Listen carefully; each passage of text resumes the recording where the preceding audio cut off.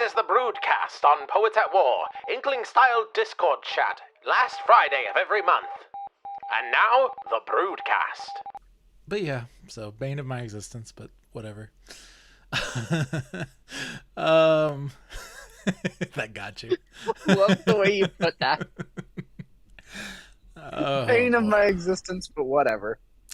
The Braves have been absolutely trouncing all of Major League Baseball, and people are starting to accuse them of cheating. So that's fun and hilarious. Okay. They've got so the big conspiracy right now is that they've recently started using pitch comm in the league, which basically what that is the old school way of relaying signals from the catcher to the pitcher is, put your numbers down like that, right? Like one fastball, two curveball, etc., right? Well, in effort to stop people on second base and other bases and stuff and other places from stealing signs, they created PitchCom, which is broadly used now in the league, which basically has a little tiny quiet speaker in the hat of the pitcher and a little tiny button that goes on the knee pad of the catcher, and he presses a button and it relays a quiet noise to the pitcher's hat that tells him what the sign is, right? Okay. So basically, the technology was created in Atlanta, and so the big conspiracy theory is that the Braves have it hacked somehow. No proof whatsoever, but because hilarious. of course everybody in Atlanta is working for the Braves, right? Even though the Braves aren't even in Atlanta now, they're Marietta, which is a suburb, but that's a whole other thing. The other funny one that I saw that was just completely asinine and hilarious was some person looking at, they have Quickcrete is a sponsor of theirs, and it's a bright yellow patch that they put on their uniform, on their sleeve, right? Well, basically, the guy was saying that it could be distracting or doing something that they don't realize because, oh my goodness, the right-handed hitters all have it on their left sleeve while the left-handed hitters have it on their right sleeve, and it's always facing the pitcher. The dumb, obvious answer being, that's how advertising works. Because the camera is pointed from the view of the pitcher.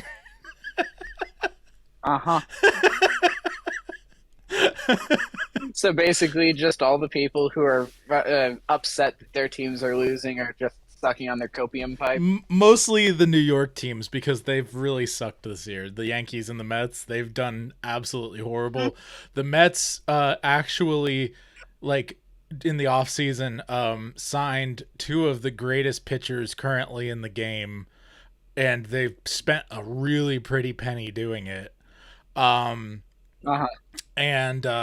they're both now playing for different teams because of how bad the Mets were doing. They wanted traded immediately. So, and then the Yankees have just been having arguments after players having horrible personal issues, bad habits and all kinds of basically they've been self-destructing from the inside out. Their coach has been fined for arguing with umpires like 1 million times this year. It's ridiculous. I'm surprised he's making any money. He's been tossed out so many times. It's just, and most of baseball's media is headquartered in New York, so any kind of middle level media, not like the high end media, but the middle level media covering baseball, they're all up in arms about the Braves because how can they possibly be doing so well? So how are they doing so well? I think the absolute best thing is the chemistry between the players and coaches. Overall, when you watch them play, everyone is having fun. everyone is actually playing the game. And yes, winning equates to fun most of the time. But when you get rolling, you get rolling. You know what I mean? Yeah. Good evening, Brendan. Evening. How are you? I'm well. How are you? Good. There's your camera. Yep, it's taking a moment. Hello, Kirith. Are you all hearing like a loud noise in the background, or is it like okay? It's okay. It's not. Yeah. When you talk, I'm not I hear hearing something that anything. sounds like air conditioning, but it's in and out. You know. But it's only when you talk I start hearing it, but I hear you over it, so it's fine. Okay, good. Then Discord is doing what it's supposed to, because there is an air conditioner right behind that. So Yeah, no, it's perfectly fine. We always have mixed, crazy Are audio. you hearing on anything on my Broodcast. end? I've got one right there. Not at all. AirPods are really good on top of Discord. They're so nice. Mm-hmm. Apple ecosystem, man. They do a good job. That is my only Apple pitch for the night. That is my only Apple pitch for the night. That's okay, man. You like what you like. It's all good. I like some Apple things and don't like some other Apple things. All right. So we were just talking about the Braves and how everyone's accusing them of cheating, which is hilarious. They're all really out there conspiracy theories. So, yeah, that's fun. Good evening, TK. Hello, TK. So, we've already got 4. That's nice. Yeah. Now, she just might be listening, but that's great. Technically 5. Yes, 5, yes. 4 cameras. TK, just so you know, you did unmute on Discord, but we cannot hear you if you are trying to speak. There she is.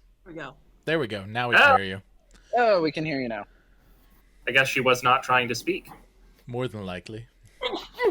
So, Bless you. mm-hmm. How are things going with y'all, TK? Things are going quite well, thank you. Good. We've been praying for y'all. Lots of craziness going on with Ian's mental state and your mom and all the other fun stuff. So,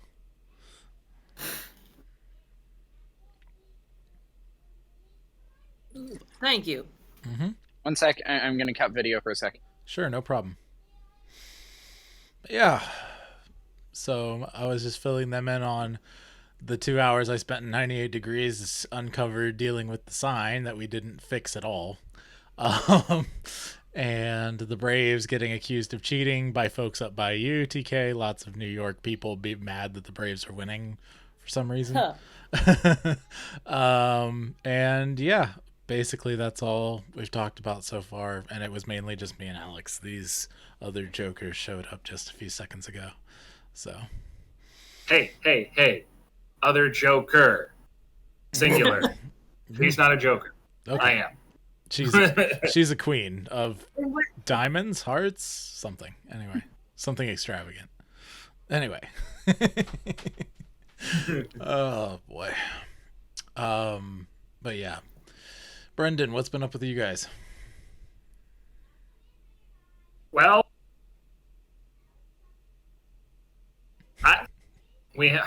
no. What we've been doing is we've been trying to get a mortgage, and that's been falling through horribly. Curse these companies and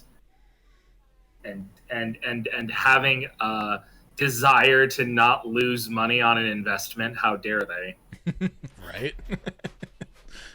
I understand. I get it. It's just annoying when it's happening to me because you're actually responsible. Yeah. Yeah. But yeah. Beyond that, work has.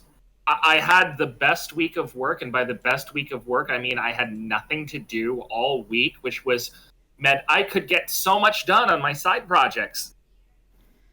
Guess what I didn't get done? Anything on your side projects. Exactly.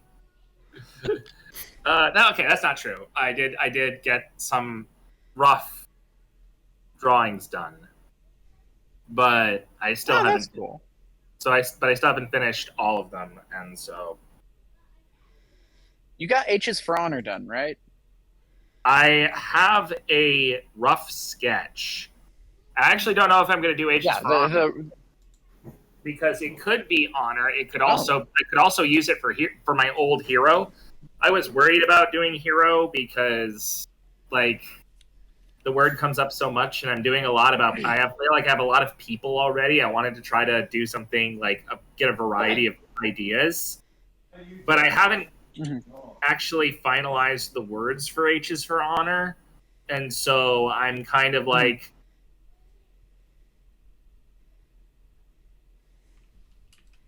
The rhyme, I just don't have the filler in between the rhyme to make it make sense.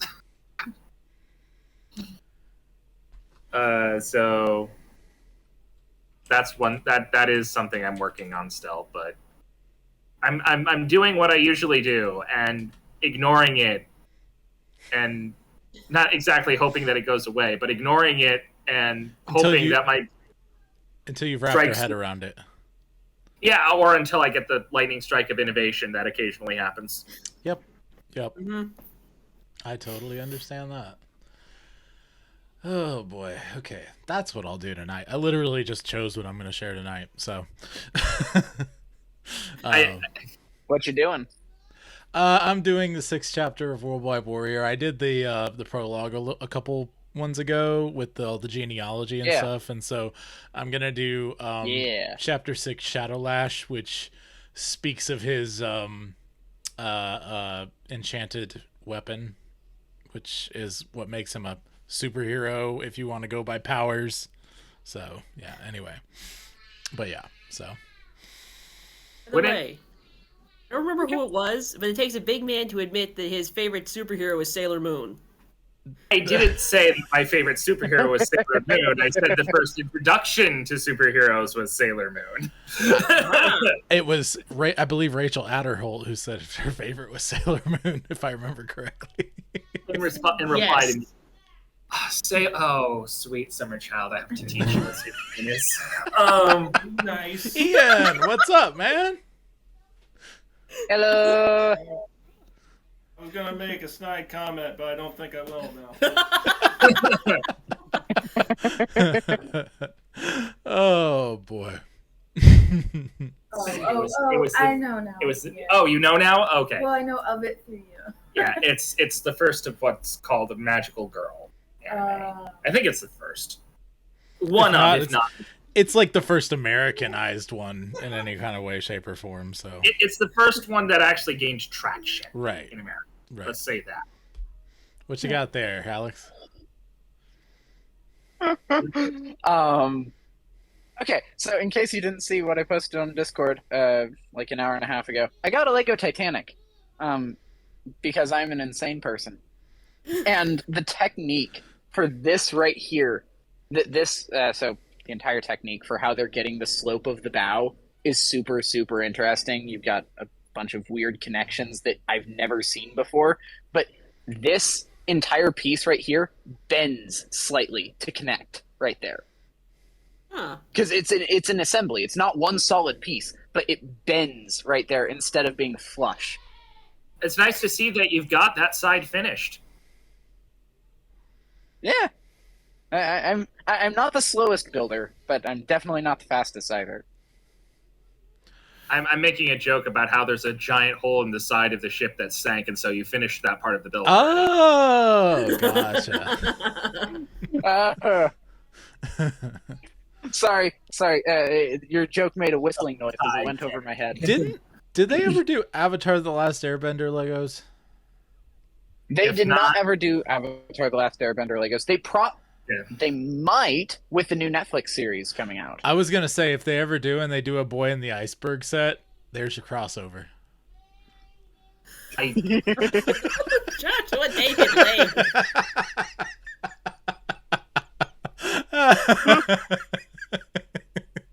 I approve. Oh boy! If for no other reason, I've only seen one season. To say your full name. I've only seen one season of TLA. Oh, you need to finish it. It's so good. Yeah. I'm waiting for my friends who loaned us the disc to loan us the second series or second season. Gotcha. If you were in Indiana, I could just. Actually, no, I can't. My sister had them. Never mind. If you're in Tennessee, I know someone. I'll be in Kentucky this October, so. Oh yeah, for FLF. Yep. Yeah. He gets to go in.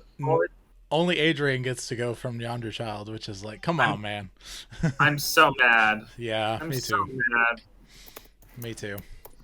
I mean, I'm not a huge fan of the theme, but whatever, you know. My one chance. I was hoping. You were hoping? I was hoping to get to meet some of y'all in person. Yeah. We'll figure it out. But alas. Well, yeah, we'll meet in person sometime. Mm-hmm. Just not right now. So, Sarah said she'd be on later, and we'll try and hold off with, we'll have some not hold off before we start sharing some stuff, but like try to keep things rolling to see if she can trickle in. As far as anyone else, I know Daniel is working tonight. He's closing. I don't know if anyone else is going to show up. Abigail Falonga is always a wild card, as far as jumping in or not. Ian's obviously either listening on the other side, ready to jump in like he's been doing, or he's going to just sit this one out. Either way, we're happy to have him if he wants to share anything. So yeah, I think that's everybody. Casey might show up after she gets the kids to bed. Who knows?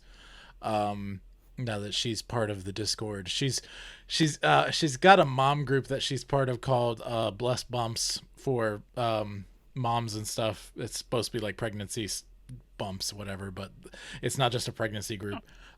She's been part of it for a long time, and they recently started a Discord so that they can type and do all kinds of stuff, and she's been enjoying that and getting used to the UI through that, so she's much more confident in joining in with the Brood now when we do stuff, so that's good.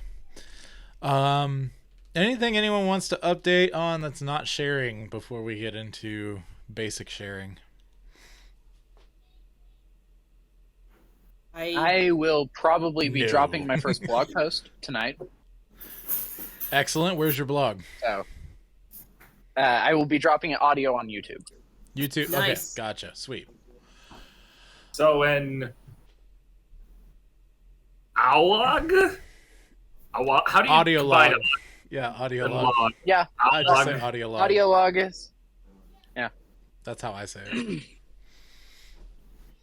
I don't know. I like Awlog. I like Owlog. Yeah, I agree. I agree with Brendan. I like Owlog. It's a log. Owlog. All right, she said one moment, so But we will I one moment. I was recently thinking about different. I think I mentioned it in the Brood, but I really, really want like these little companies that are doing like these singing AI voices that you can do, and you can put the, you basically have to put the acapella vocal in, and it changes it to another voice. I really want them to do. Come here, Hazel. Give me a hug. I really want them to do Tim Curry like really badly. And I can just imagine so many crazy things to have him sing. The chief of which is probably Crazy Bus from Arthur. Crazy bus! Crazy bus! Riding on the crazy bus! Anyway. I'm going to turn off my video for just a second. Got to run night-night. upstairs. Night-night. Hey, Peter.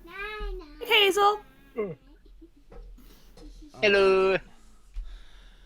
All right, guys. Good night. Have a good night, okay? They actually know each other. They have seen each other in person. I'm pretty sure. Close the door, please, Hazel. Thank you. All right.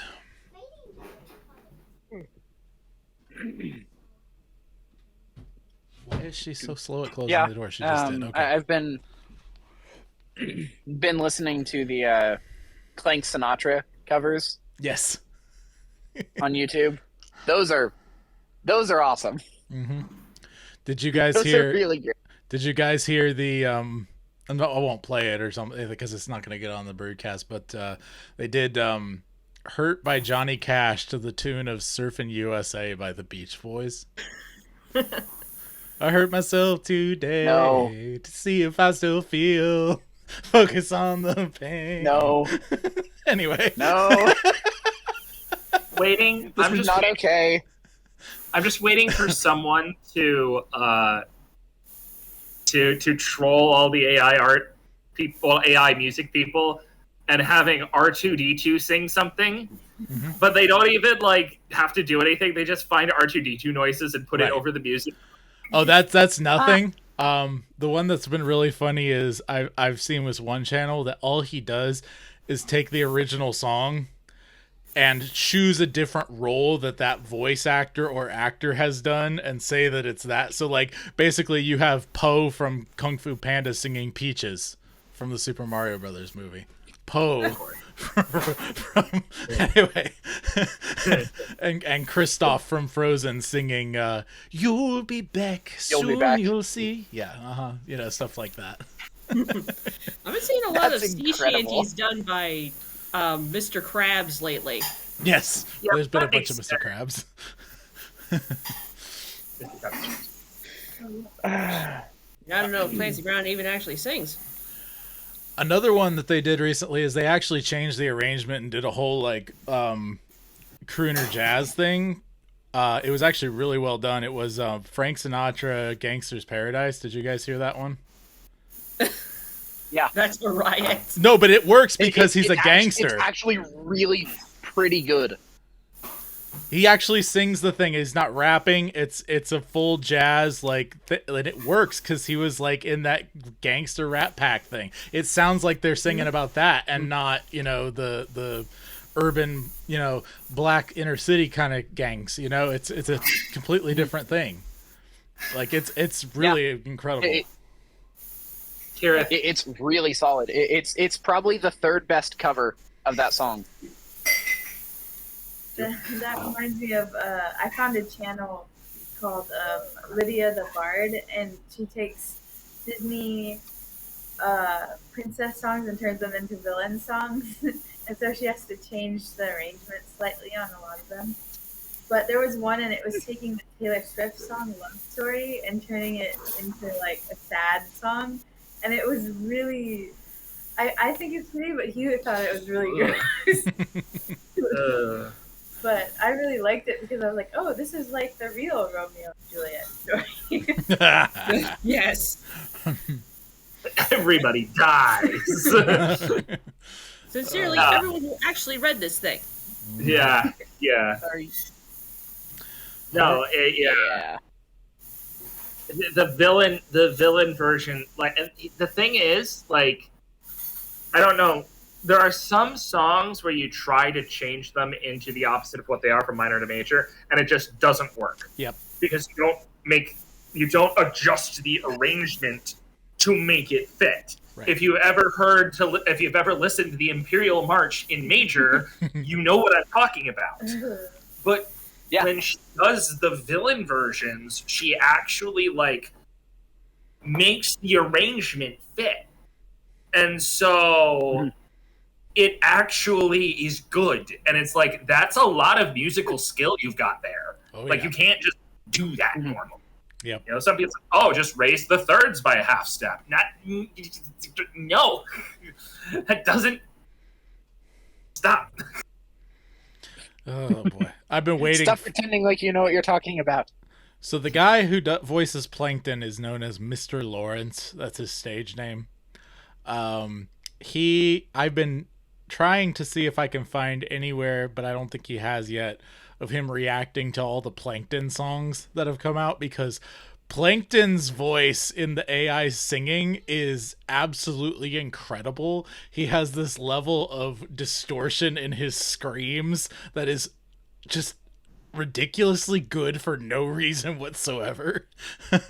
And so like anytime they have Plankton singing rock songs, I'm just like, man, I want to see the voice actor react to this and just be like, yeah, no way I could do that. Yeah. But anyway, all right. It'd be especially funny with all the strikes currently going on. Oh, I know. Oh boy. Well, do we want to Well, get? if I can't make money because AI is taking my job, I might as well react to AI taking my job to see if I can make some last money. That would be ridiculous. What's up, sweetie? Okay, night. I thought you were going to bed earlier. That's fine. Anyway. Okay. All right. Children. So, yes, exactly. Anyway, are we ready to share some stuffs? Yes. Who wishes to go first? I shall if no one else. I can go. It'll take me a second to get it set up, but I'm done with this bag. So, What are you sharing? well, I can share a couple of different things. Okay.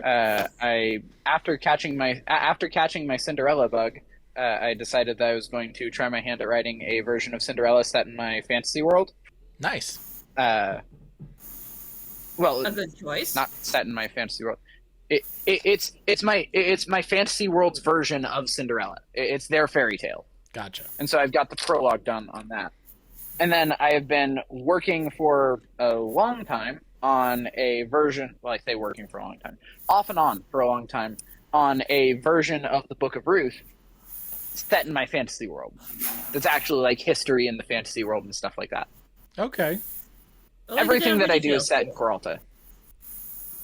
What'd you say, TK? So yeah. I said, oh, like they did it with the VeggieTales version of Ruth. That was like the backstory to George and King George and the Ducky. There we go. I had to think a minute. Reggie Tales did a So version. I can go if nobody else wants to. David and Bathsheba. No, they did a version of Ruth too, but yeah, King George and the Ducky is David and Bathsheba. Yes, they did. They did a Ruth, but it was later on. I haven't seen it, but I know it exists. I've seen that one. It's actually really good. It's really cute. I think I heard of it existing.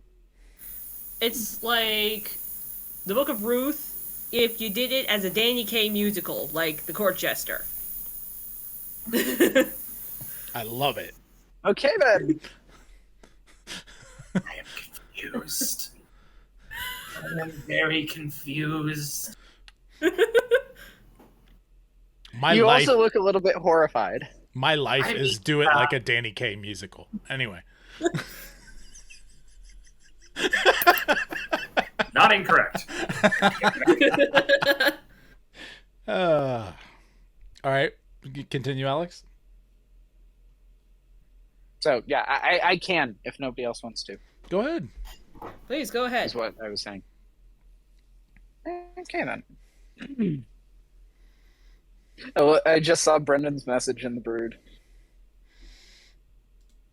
Is it just the Broodcast? Yeah. Yep. Okay, let's see here. Yeah, there I am. Don't have under Coralta. I have under fiction. Which do you want? The Ruth story or the Cinderella story? It is up to y'all. What do you like better?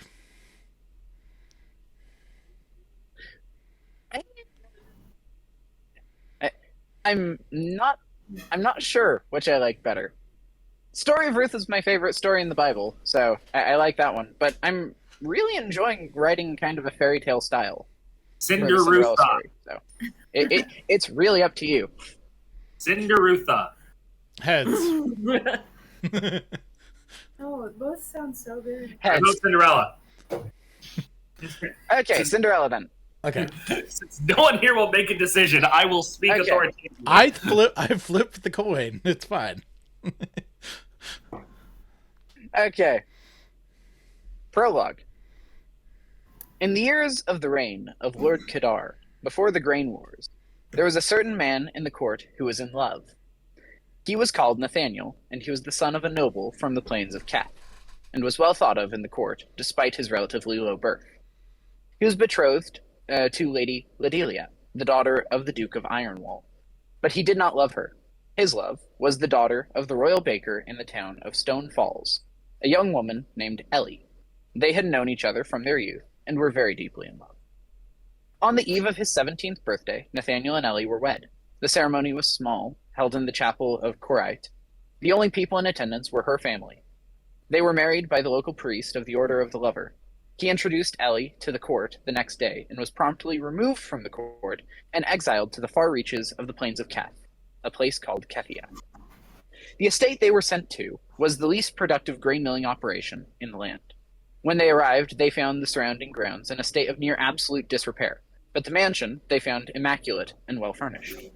When they inspected the farms attached to the land, they found them in the same state as the estate.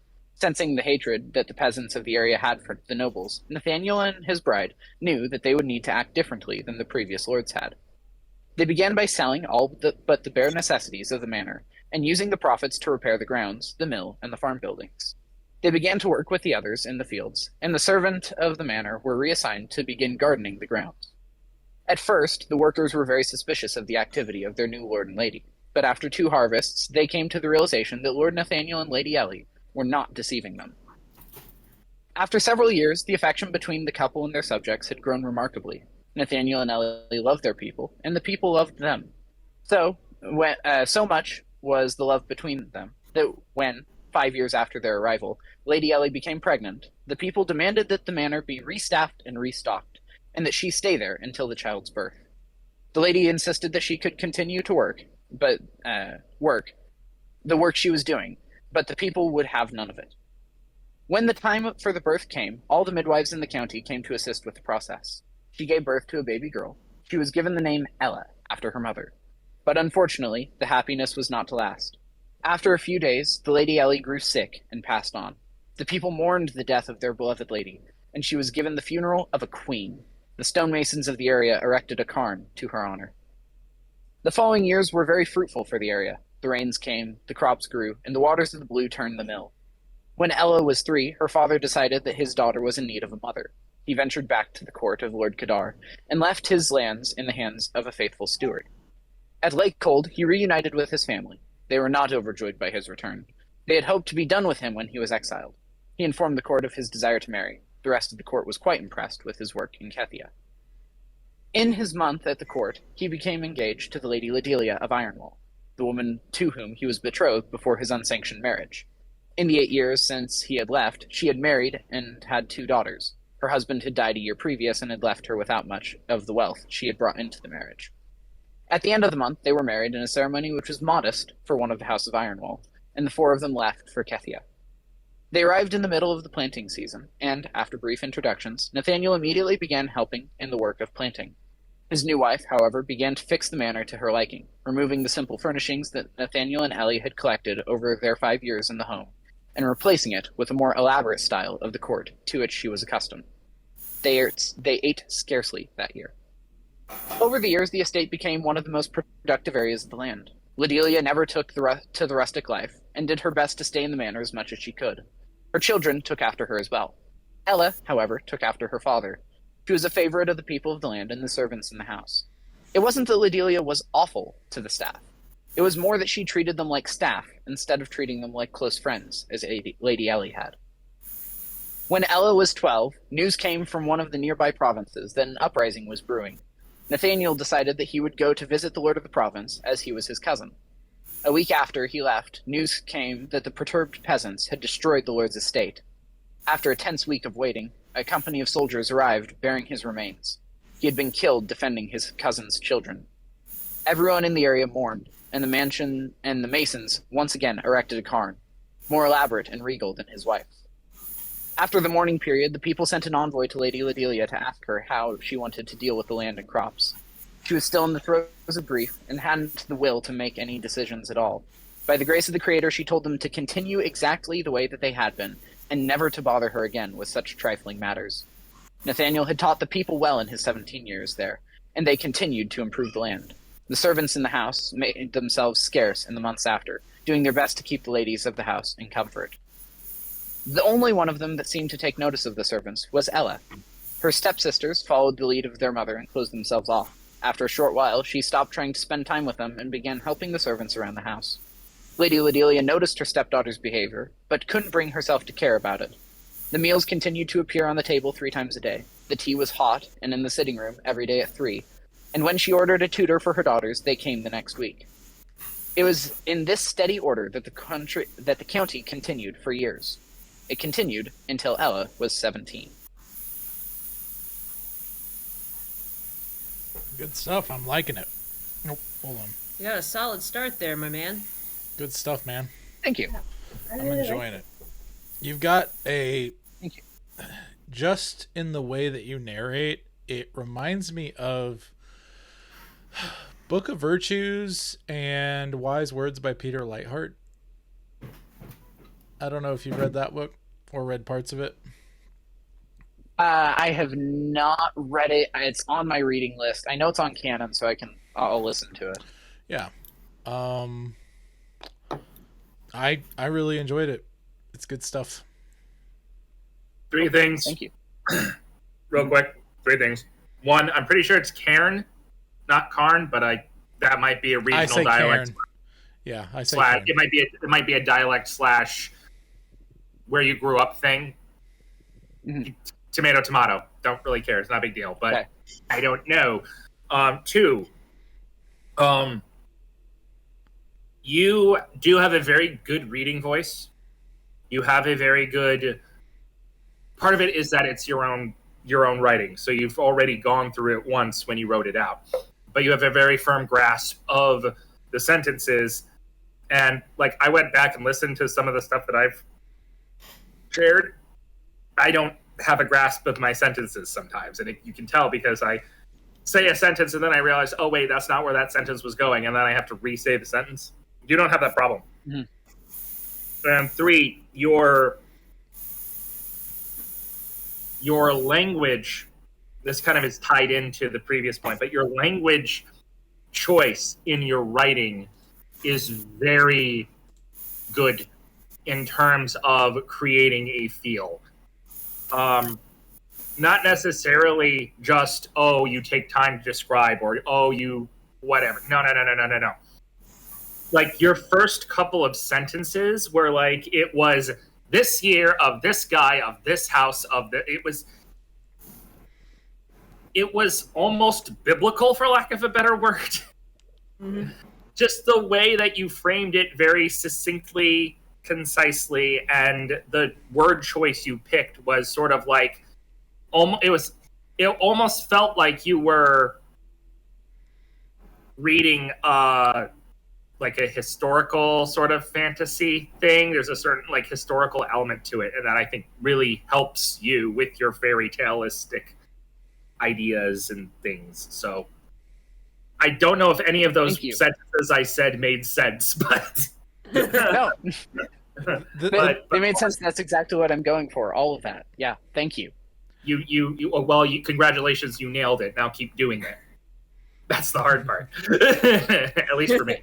I was going to mention... Also, Go ahead. I apologize. I am eating chips. I had a very early dinner because I had to do a recording like really late in the day, and so all good. I apologize if I'm just munching chips in the background. So... I was eating a taco last broadcast. Good stuff. Yeah, it cuts it out pretty well on Discord. I was going to mention another story that it reminded me of, the narration anyway. It's TK, help me out on this because you might know. It's an Oscar Wilde story about a giant and some children. Ah, yes, the Selfish Giant. Selfish Giant. It reminded me of the Selfish Giant in the narration style. So you got some Oscar Wilde going on in there too, which can be a good thing as far as you stick to the writing part of his life. but yeah. Yeah. But yeah. Appreciate the whole TK, you know things. She does though. She knows her fairy tales, man. Yeah. Oh boy. Okay. So yeah, very nice, man. Thank you. I will wait till TK gets back around to start mine, but I'm really liking your writing. You're getting your reps in some really cool ways. You've got some really cool ideas that you're playing with, and I'm just waiting for the time where you're just like, oh my goodness, I see the novel. I'm going to do, or whatever it is. You know what I mean? And you're just like, oh my goodness. You just get bit by the writer bug. It's probably not going to be a novel. It's probably going to be a collection of short stories. Even if that's the case. In Matt Peake's voice. Mm-hmm. So, All right. Well, we can move on to mine if no one else wants to go next. Anyone want to go next? Go ahead. You sure, Kirith? Oh, yeah. Oh, sorry, you were talking to me. Kirith. I don't know. Maybe not yet. Not yet? Okay. All right. Got another one. All right. I'll go ahead with mine. So a couple broadcasts ago, you guys will remember, I read from Worldwide Warrior. You remember the genealogies and stuff, the kind of story of Braden's family and how he came about from his grandfather and that sort of a thing. So immediately following that, the story jumps into an MMA fight. It's Braden's first televised MMA fight, which he wins fairly handily. He has a little. He uses a counter to win that isn't common to MMA. Let's put it that way, and that's how he wins. It's a submission counter to a submission, and so he wins the fight. He's leaving the arena. His grandmother was there live to see him, so she catches up with him. One of the guys from his corner is a friend of his from their local dojo, gym, whatever you want to call it. And both of them teach at this gym. What's up, man? Coming to sit? What? Coming to sit and be with us? Or no? A little bit anyway. A little bit anyway? Cool. So... Just consoling myself with music about dragons and wizards. Love it. So... I mean, doesn't everyone do that? Obviously you're gonna do everyone here anyway. So anyway, after she catches up with him and he's hanging out with this guy from his corner, they're friends from the gym. His name's Jonathan. He's an Asian kid, they're in Los Angeles. Anyway, they get to the parking lot and they're approached by a single reporter. He asks some questions, gets some answers for sports, and just records them on a micro cassette recorder. And he talks to them for a few minutes, and then Rayan comes out, and he knows Rayan, and he actually was coming not just to get Braden's interview, but to see her. Okay. Rayan, remind you, is his 55-year-old grandmother, Braden's 55-year-old grandmother. She came to see him in the fight, blah, blah, blah. This guy, this reporter, was a student of hers when she was a teacher. And he starts to talk to her, tells her there's some stuff going on. This is kind of the background of the further end of the story. I'll get to that in a minute. But Braden and Jonathan go in the car. They talk for a little while. Jonathan is basically, even before I met him, Daniel Reed as an Asian kid in Los Angeles. He's like super unsure about himself, has confidence issues, but he's actually really awesome. And so Braden's encouraging him. Anyway, they go home. Jonathan spends the night. They stay up late rewatching the fight, talking about stuff, talking about the dojo. And Rayan goes to the market the next morning early before they wake up to pick up stuff for a breakfast. A nice breakfast for Braden for winning his fight, So basically, she has an altercation when she's at the market with somebody who she has to use a special weapon. We see it as a pen that she somehow transforms, we don't have the full details, into a stun gun and immediately shocks the guy. It's not normal that it's a pen that's also a stun gun. There's something weird going on. So she goes... I'm getting Anaclosmus vibes. What? I'm getting Anaclosmus vibes. Riptide from Percy Jackson. Oh, okay. And she goes, okay, I guess it's time to tell him about this. And she comes back. Braden wakes up first between the two guys, and he comes down, bedhead. Oh my goodness, delicious smells. I'm just hungry. I didn't eat a whole lot after the fight, and I need to eat, And so he sits down and he's like super hungry. So I play that as a comedic beat because she wants to tell him about this important thing. And so that's where we pick up. The following morning, breakfast smells wafted all through the silversmith house. Braden's bruised and broken body stirred, and he twitched his nose like a mouse. Ham and egg, potatoes and cheese, yes, he was ready for this. He pulled his long hair out of his face. He stood up and nearly missed. His legs wobbled under him as he went downstairs, his body craving carbs and protein. He sat down at the table and thought to himself, I'm so hungry I might just scream. Luckily for Braden, he didn't have to. Rayan brought a dish right in. It had wonderful thick pieces of bacon in it and cheese and eggs within. Breakfast casserole, Braden beamed with contentment. I am so ready for food. Wait, not yet. Rayan set the dish down. Don't be so hasty and rude. Braden frowned for just a moment, but then Rayan produced a black blade. He didn't see where she got it from, but his stomach rumblings were grave. Is that a tomahawk? He asked with a smile. You know it's not my birthday yet. I know, Braden. I'm giving it to you now because if I don't, it'll get lost in a minute. Every year it's the same story. You go out with all your friends. Well, thanks for the tomahawk, Grandma. Then he asked for breakfast again. Would you just wait a few seconds? This isn't an ordinary hatchet. It's been passed down through our family, and it has a story attached to it. Braden relented and sat back to listen, but his mind within him said, by the time she finishes this family story, Jonathan will be awake and I'll be dead. A long time ago in Georgia, before it was called a state, our Cherokee ancestor ruled Standing Peachtree, and he was a chief that was great. Degataga was his name. He led his people well, and he especially kept his countrymen safe from black magic powers and spells. Once there was a sinful witch, Harbingela by name, who happened across Degataga's braves, who arrested her for her shame. They brought her before the chief, and she begged for her life. And even though she bribed the chief, her heart still clung to spite. Chief Degataga, she quaintly cooed, please forgive me of my magic's rude. I am but a poor wretched soul, but I have a gift that is worthy of your role.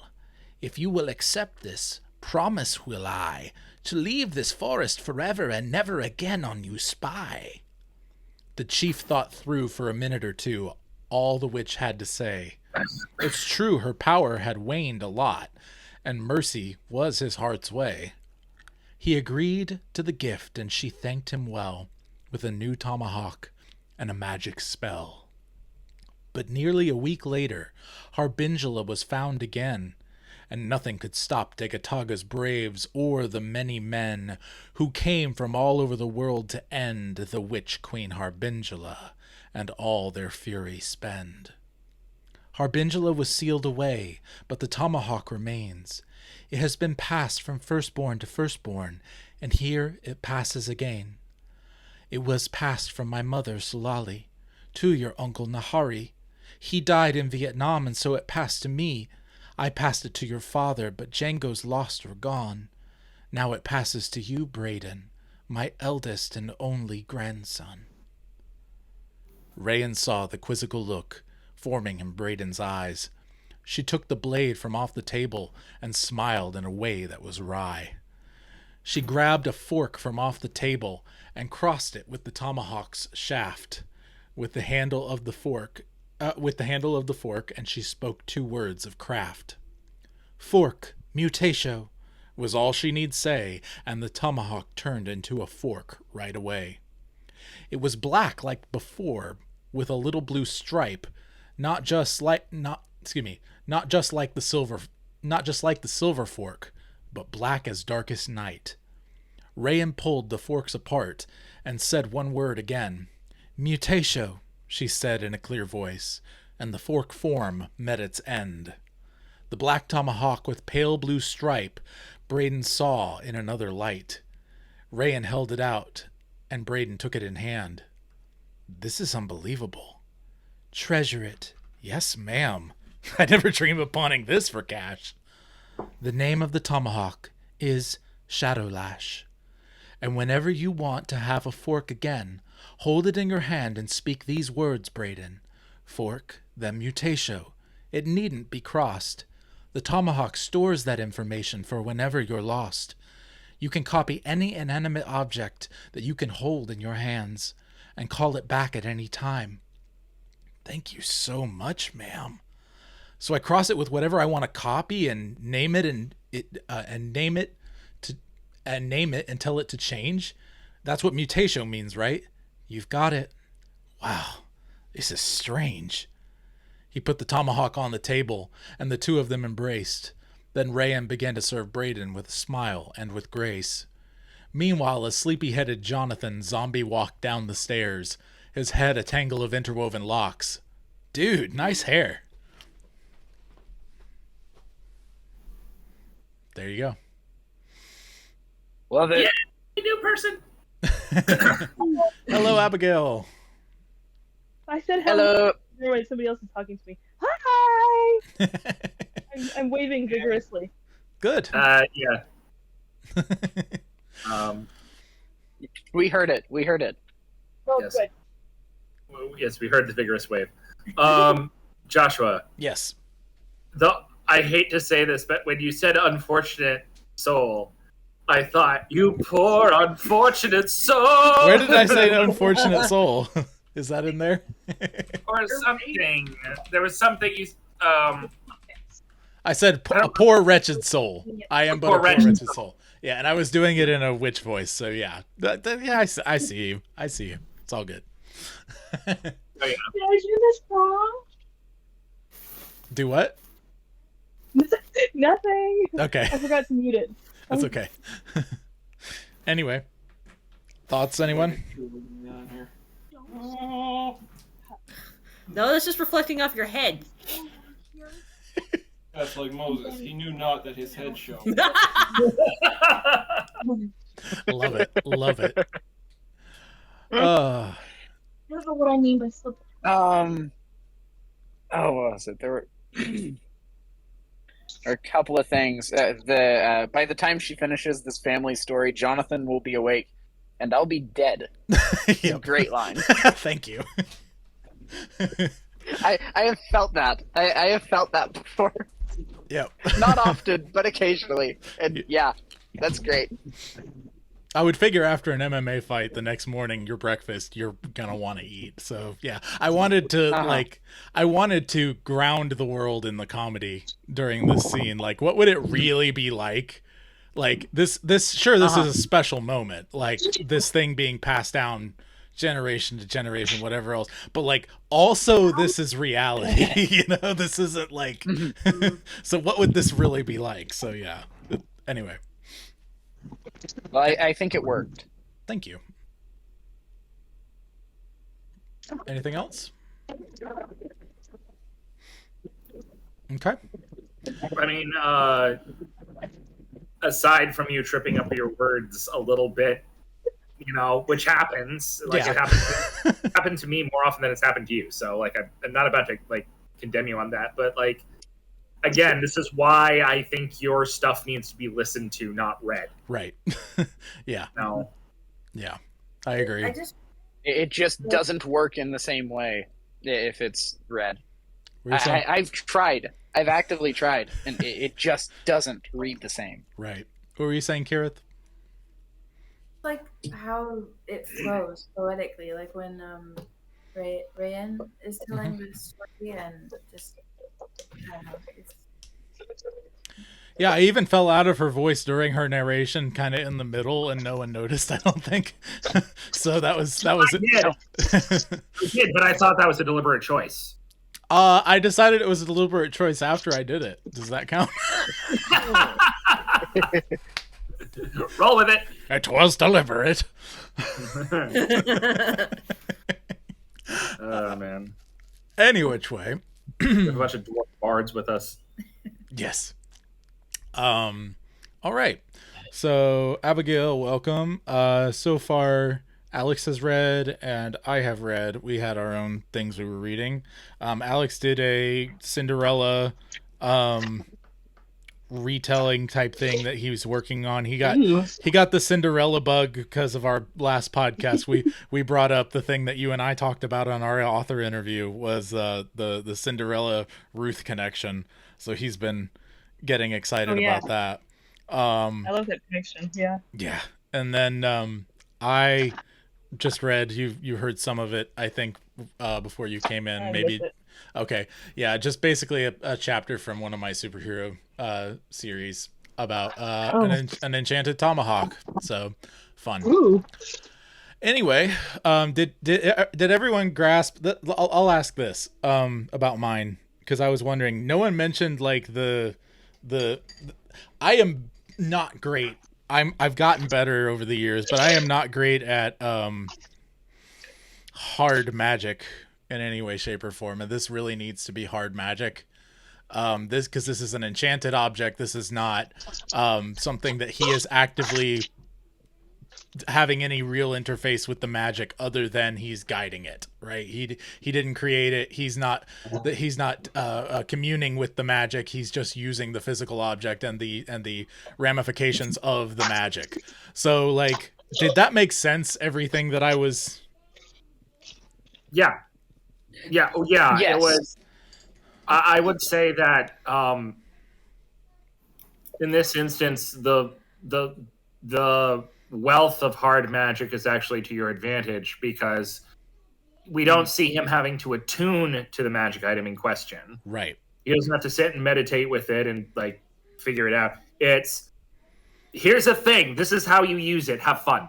Right, exactly. Yes. Okay. Well, the implications of it being passed down generation to generation, it has a ton of stuff stored in it that you don't even know about. So that's exciting in and of itself. And the other thing is you can copy any inanimate object that you can hold in your hand. So that's actually, pretty cool. I have not gone to the level of, okay, if you pick a flower and try to copy it, is the flower still living, dead, because it's still green. So I haven't gotten to that point yet, but I lost my car keys. Oh, good thing I attuned the tomahawk to them. Exactly. Well, that obviously that's going to come into play. That kind of thing is going to come into play later in the story, but I won't spoil all that. Did you say something, Ian? That's the beginning of arc number 5. What'd you say, Ian? What about a stick? Yeah, you can do a stick. Why not? It's dead. It's inanimate. I'm a stick. Stick mutation. Anyway. All right. So, I guess who wants to go next? Gareth, you ready yet or no? You're like itching to do it, but also afraid. I can tell. Yeah. So nervous. That's her in a nutshell. We're excited for you. I haven't given her the pep talk yet that nervousness and excitement are the exact same physiological reaction. No, you. Oh, I have? And others. Okay. I'm going to. No, that doesn't really help me. I'm going to get the charger. Oh. No, I need For to. my computer. Oh, for your. All right. Okay. Now, While Ian. that's being set up, do you want to see? Glad to have you, Ian. See you, Ian. Bye. Want to see something else cool on the Titanic build? Yes. Oh, yeah. He has a Titanic So, Lego set, by the way, Abigail. Yeah, I just got the Titanic Lego set, building it. This is how the stairs on the deck are. So this little wedge piece vent that's been around for literally forever, as far as Lego is concerned, just goes on right there, and that's your stairs. Oh, wow. It's a really cool little use of that piece. Yes, indeed. Love it. Sorry, I'm nerding out. Oh, it's cool. This is one of my nerd sections. I like Legos too, man. Believe me. It's not weird. I love Legos. Oh, that reminds me. There was this really funny picture I saw of a restaurant that said Thai, like as in Thailand, Titanic, food that goes down easy. Jeez. Oh, wow. That's amazing. They should absolutely license that for the Titanic 2 project that's going on. Have that be one of the restaurants in the new Titanic. Have you guys ever seen any of the animated hold on. Titanics that came out around the 90s when they had things going on? Okay, yeah, TK has. Anyway, No. they're amazing. One of the other things, like as you like looked over the storefront, it was like, yeah, our salads all have iceberg lettuce. Mm-hmm. And all other jokes like that. Oh yes. Right. Hey, Alex, you should make sure that the lifeboats or the rafts on your Titanic build can only fit one Lego piece or one Lego figure. I was gonna say, This is what is his name? Theoden. Who's the actor again? Bernard Hill. Yeah, I was gonna say they need to have like Bernard Hill as their spokesperson. Just saying, like, it'd be amazing.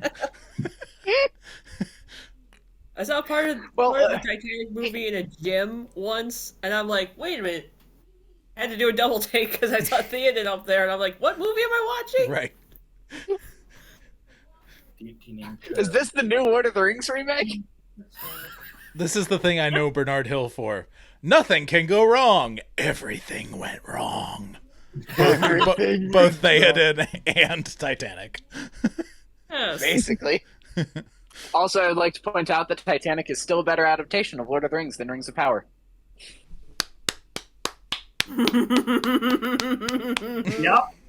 Yep. Oh man, don't get me started. And don't get me started on the either. Don't get me started on The Witcher either. I'm so mad. Oh, I've been hearing about what you guys have been going through with that. I'm so mad. I'm so sorry for y'all. I haven't even like properly read the books or played the games, but watching the entire thing unfold purely from a filmmaking and storytelling perspective, like not even like as a fan, I am seething. Anyway, sorry, I should let you talk.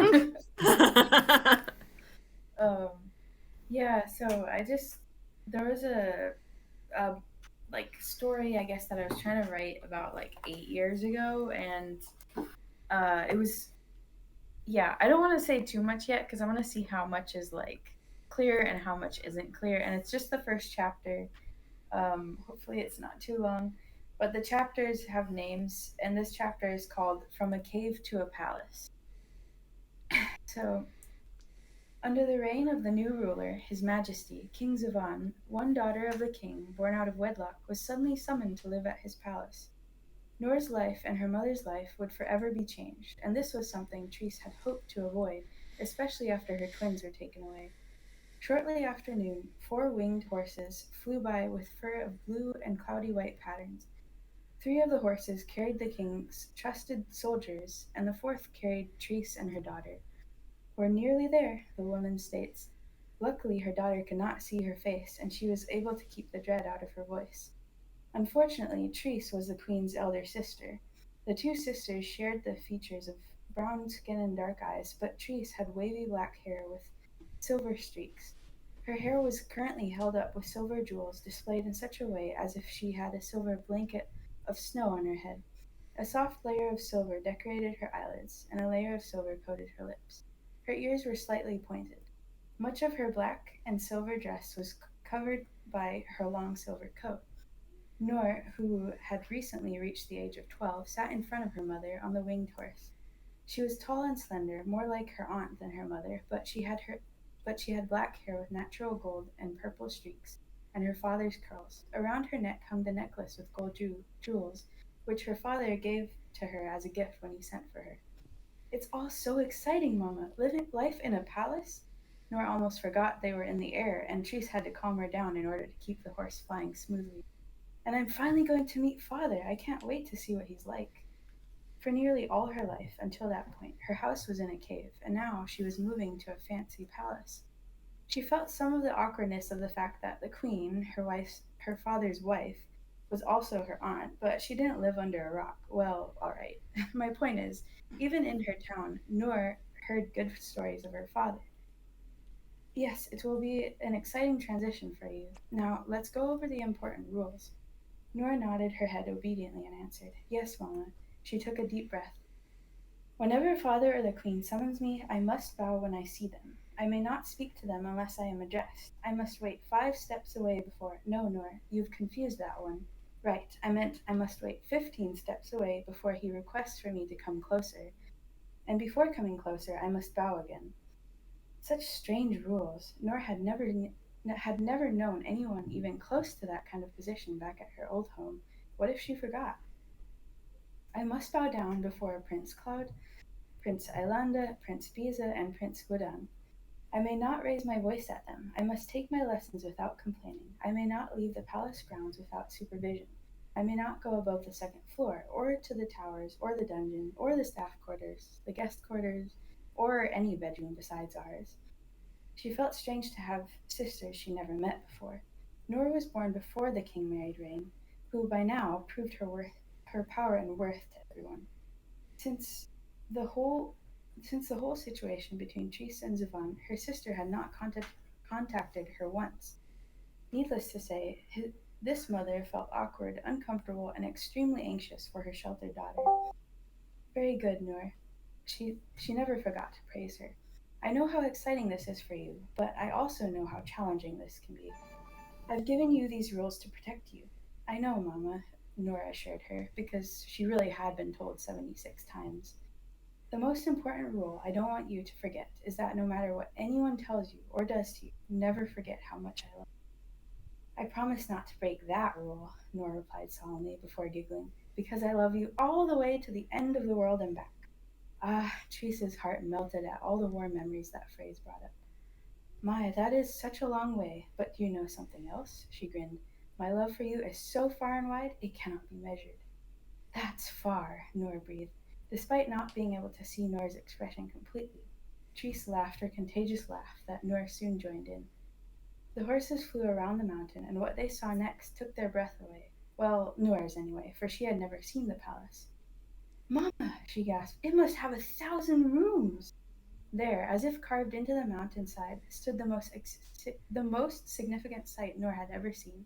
Granted, she hadn't seen much beyond her town. Because of the sunlight, the palace looked like a golden city with stairs and bridges that went up and around and in the mountain. There was one tower that stuck out just above the tip of the mountain.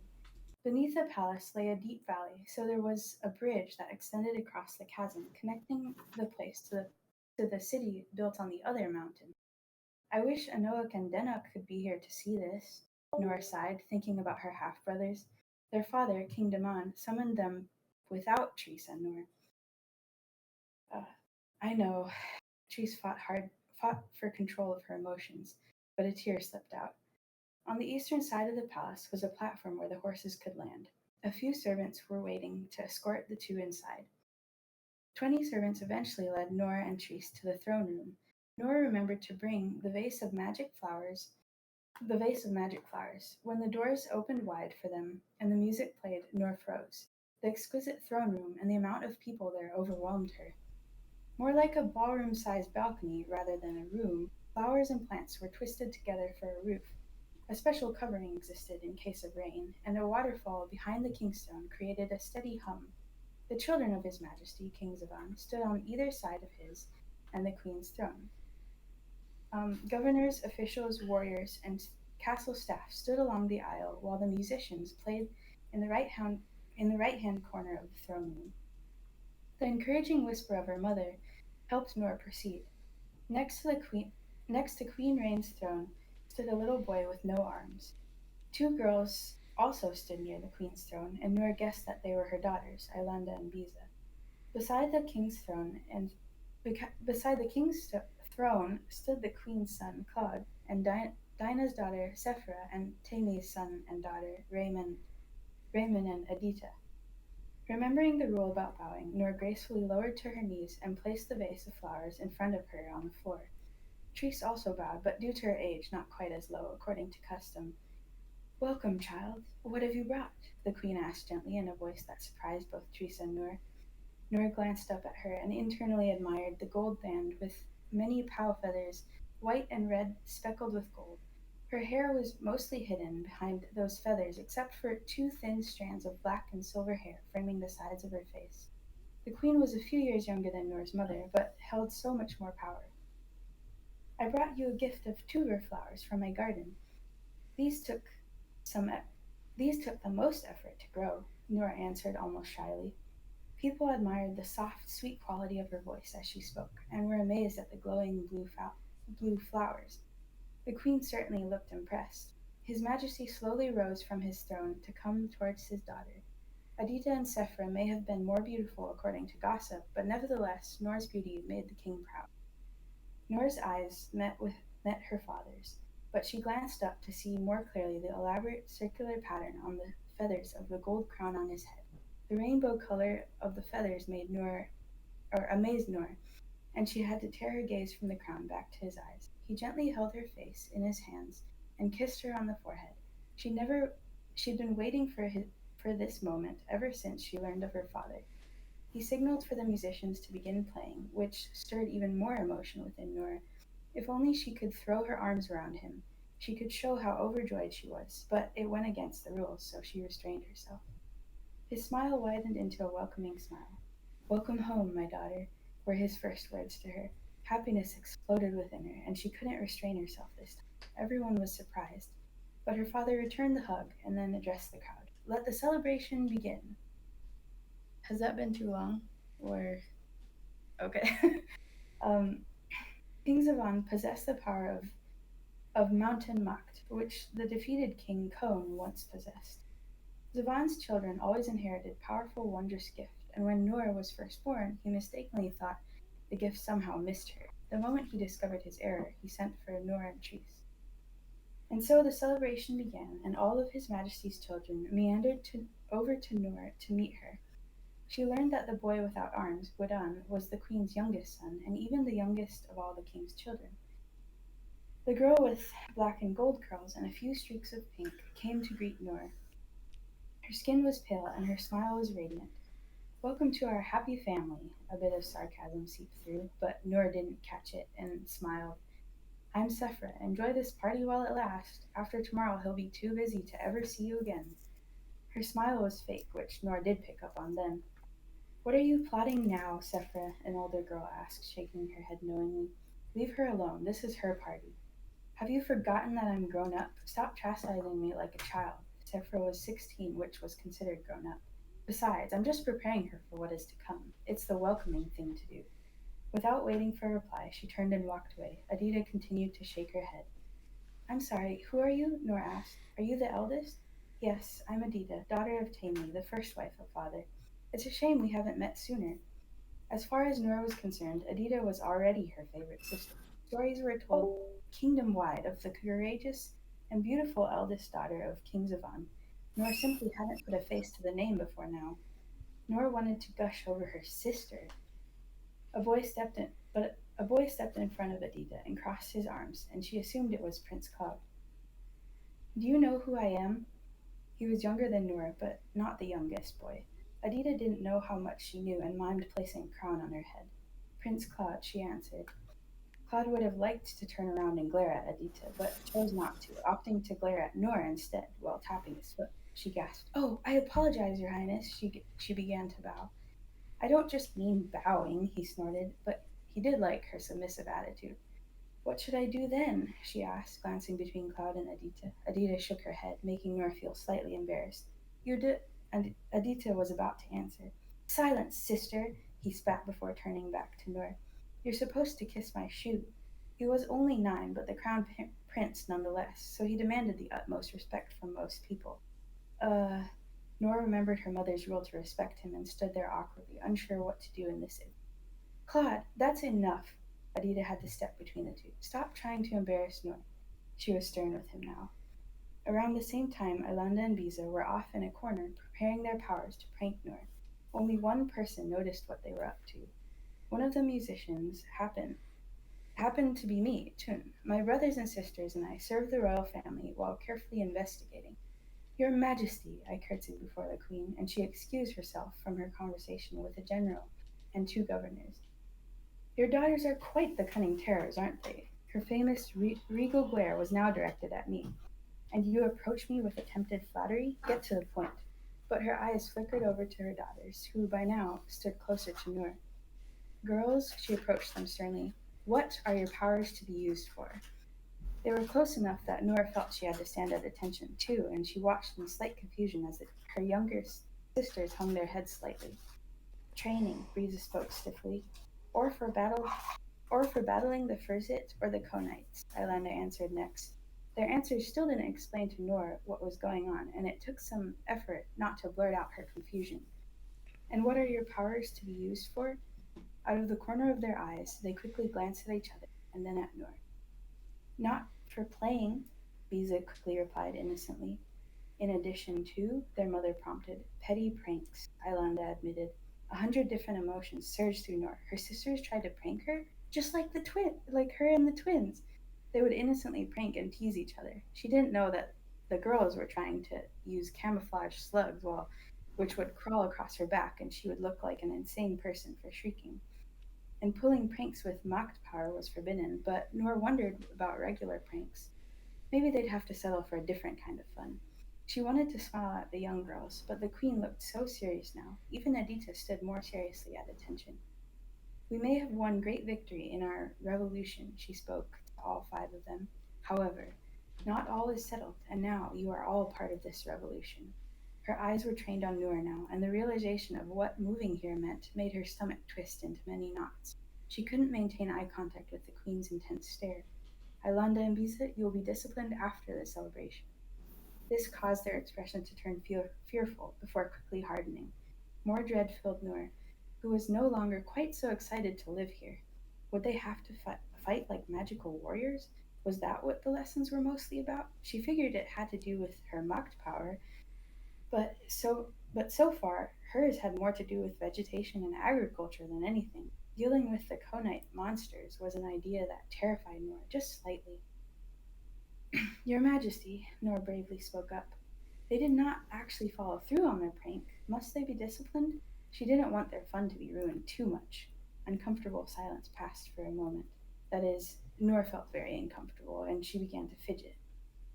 You will learn, child, the queen finally spoke. What is expected of you if you wish to retain your status of royalty? Treese, who stood a short distance away, trying but failing to listen to the conversation between a few nobles, caught the tail end of the queen's interactions with her daughters and Noor. Things were worse than even 12 years ago. Her little sister was already beginning to lose herself to this revolution back then, but she was unrecognizable now, and Treese felt rage flare within her. She had to shove her treacherous feelings deep down, or Treese would be punished, even if her emotions were supernaturally discovered. To help Noor escape far from the palace, she would have to plan ever so carefully. And that's the end of chapter 1. My earbud cut out at the for the last 2 paragraphs. Who's trying to help who escape?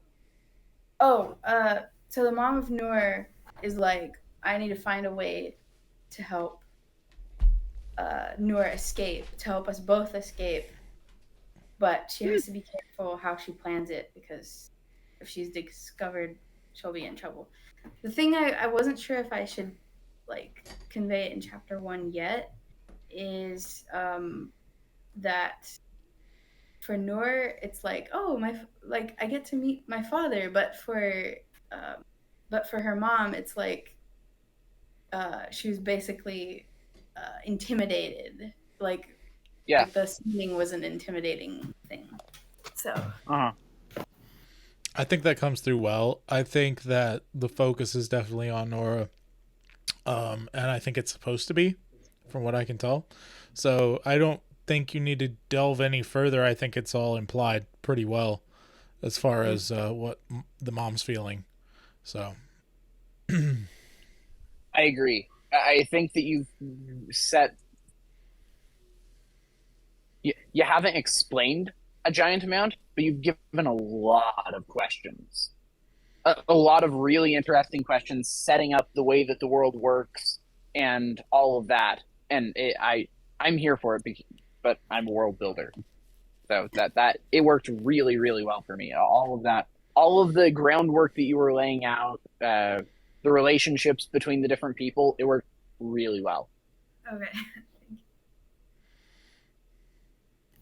I liked it a lot. It gave me a Book of Esther meets The King and I vibe for some reason. Mm-hmm.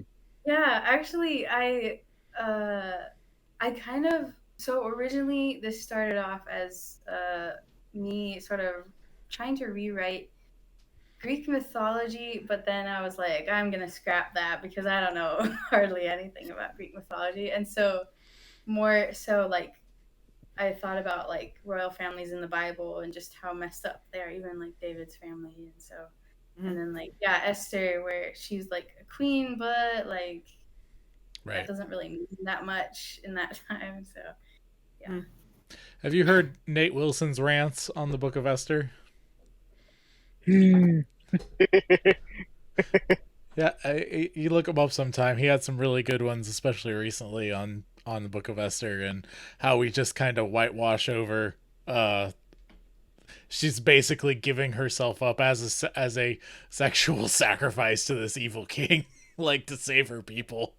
We just kind of just gloss over all of that.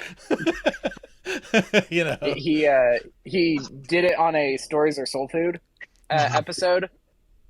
He did his entire talk on that on a Stories Are Soul Food episode, which was a question and answer with the freshman class of New St. Andrews. Yep.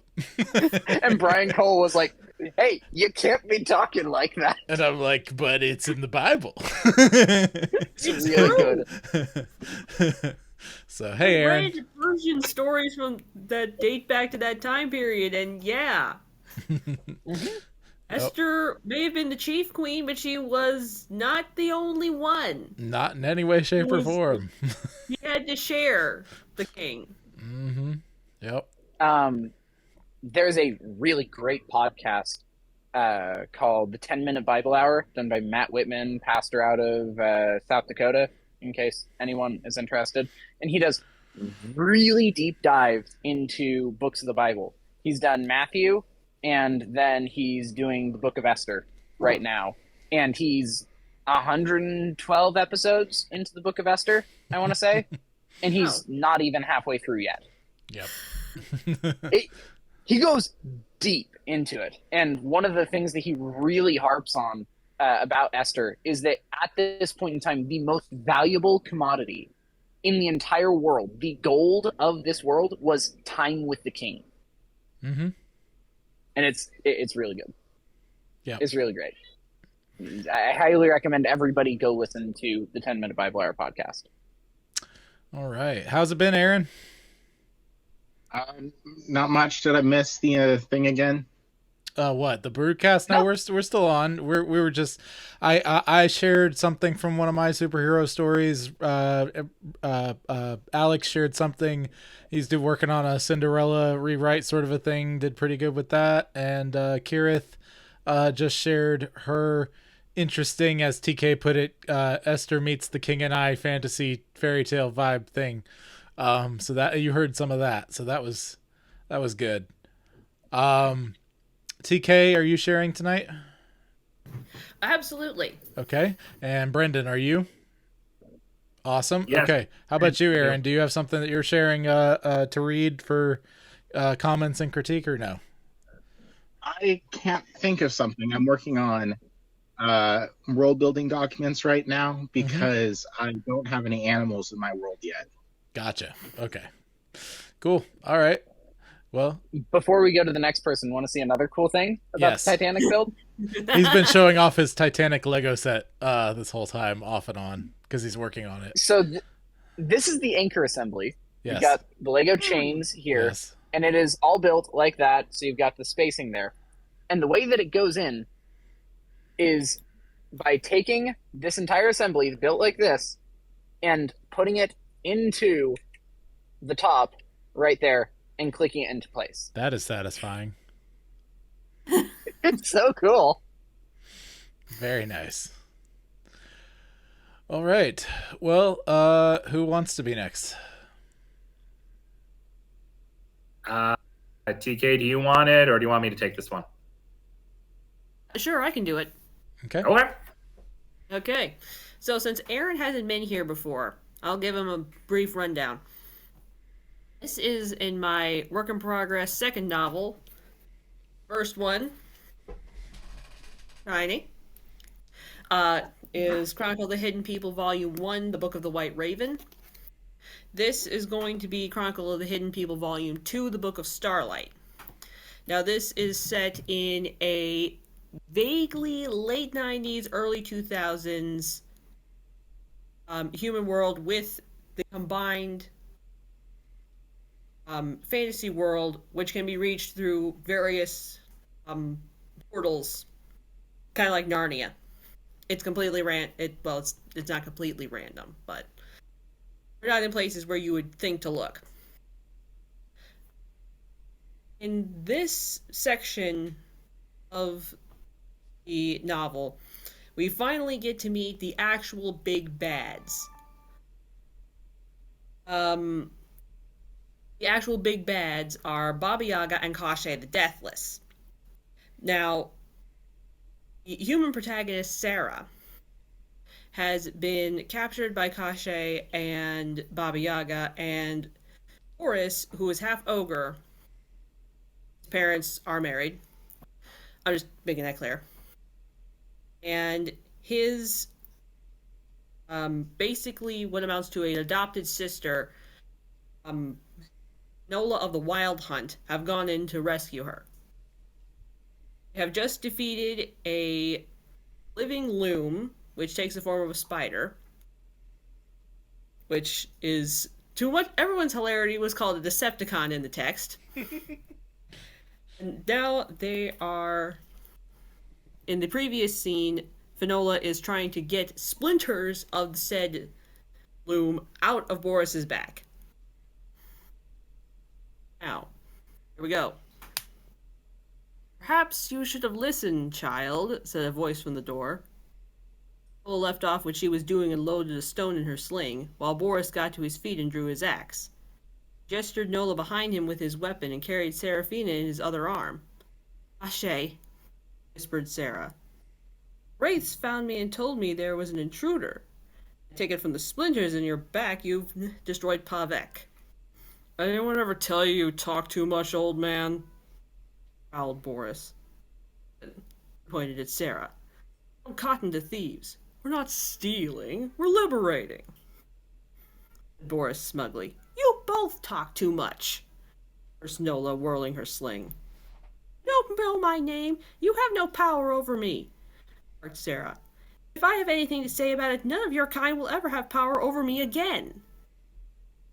I'm not the one you should be worried about, my dear, laughed Kashe. Baba will be here any second. Let's see if you can defeat the wild witch, hedge-born half-blood. Boris, faster than anyone would have guessed, rushed Kashe, taking his head off at a blow with his axe. There was no blood, only dust, and the body remained upright. My parents are married. Grimaced at the body. That was the most disgusting thing I've ever done. The body calmly walked over to where the head lay, picked it up, and stuck it back on his neck. What the? Shouted Boris. Sarah gagged. Deathless, Boris, he can't be killed. As I was saying, began Kashe, after cracking his neck and jaw, surrender the girl. Picture, if you will, Christopher Lloyd in Anastasia, as Kashe the Deathless. The hut shook like something hit it. That's Baba now, I believe, gloated Kashe. The door burst open, forced open by a collection of vines. I'll get rid of that other open. What? Rosie! Cheered Boris. Kashe stamped on the floor. Rise! Rise, you useless hut! The hut jerked upright, but only made it to half its usual height and stuck, struggling. A series of thumps sounded from without, arrows hitting the wood. Whirled her sling, the stone zinging into Kashe's face.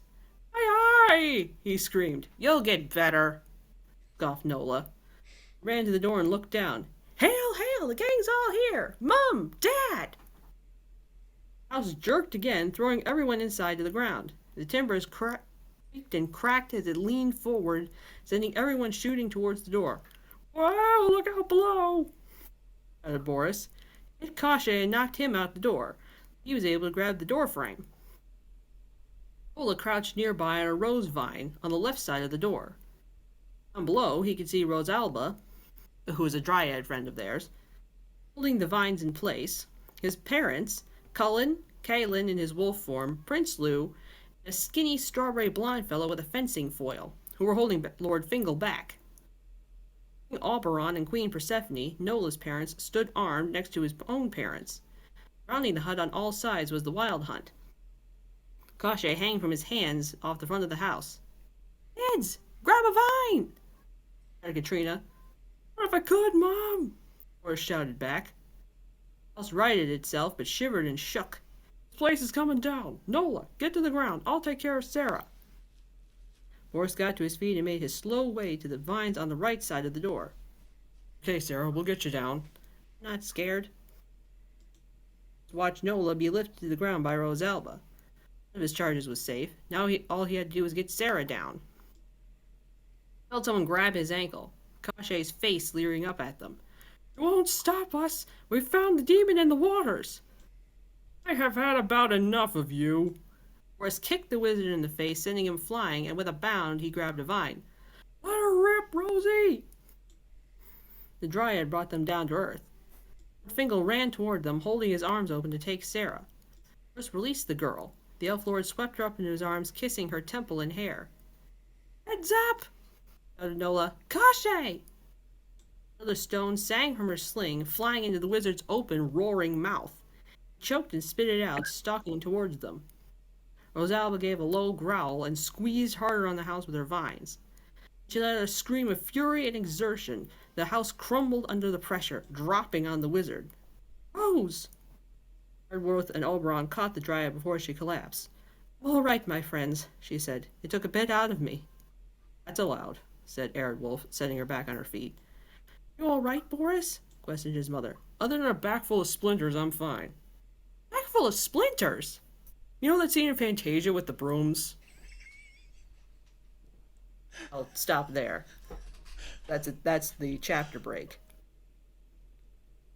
That's a great chapter break.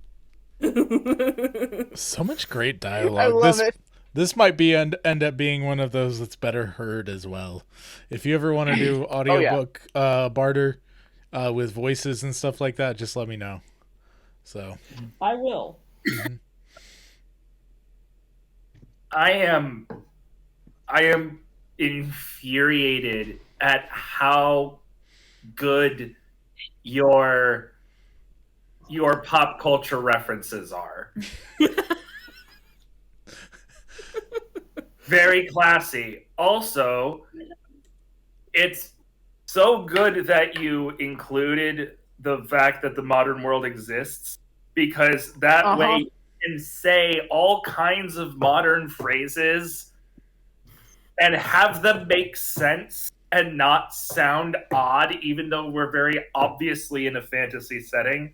So, let her rip is not something you would hear in a fantasy. No. But because it's in a parallel universe with the modern world, and because they interact so much, you can do that.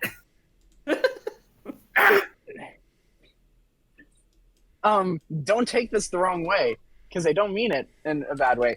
It reminds me very much of Deadpool, where he's constantly breaking the fourth wall. Except for it's not technically breaking the fourth wall. No, it's not. Yeah. Mm-hmm. It's working inside of the realm of the fiction, and it works so well. No, I'll take that. It's like, hello, we have a fourth wall. And you are not behind the fourth wall. You're behind the fifth wall. There just happens to be a fourth wall in between the fifth wall. Yes, exactly. Yes, that's it. Oh, boy. Oh, so much fun. So much fun. That's brilliant. It's so good. It's so good. All right. Let me see here. So, And then have something to share by the time the next person's done.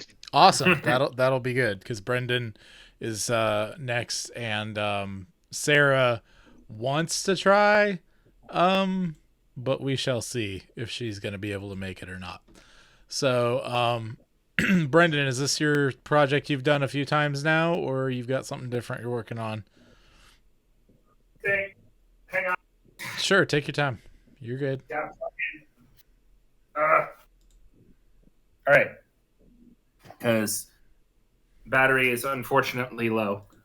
Okay, so this is not a story. Well, no, that's not true. It is a story, but it is not a written story.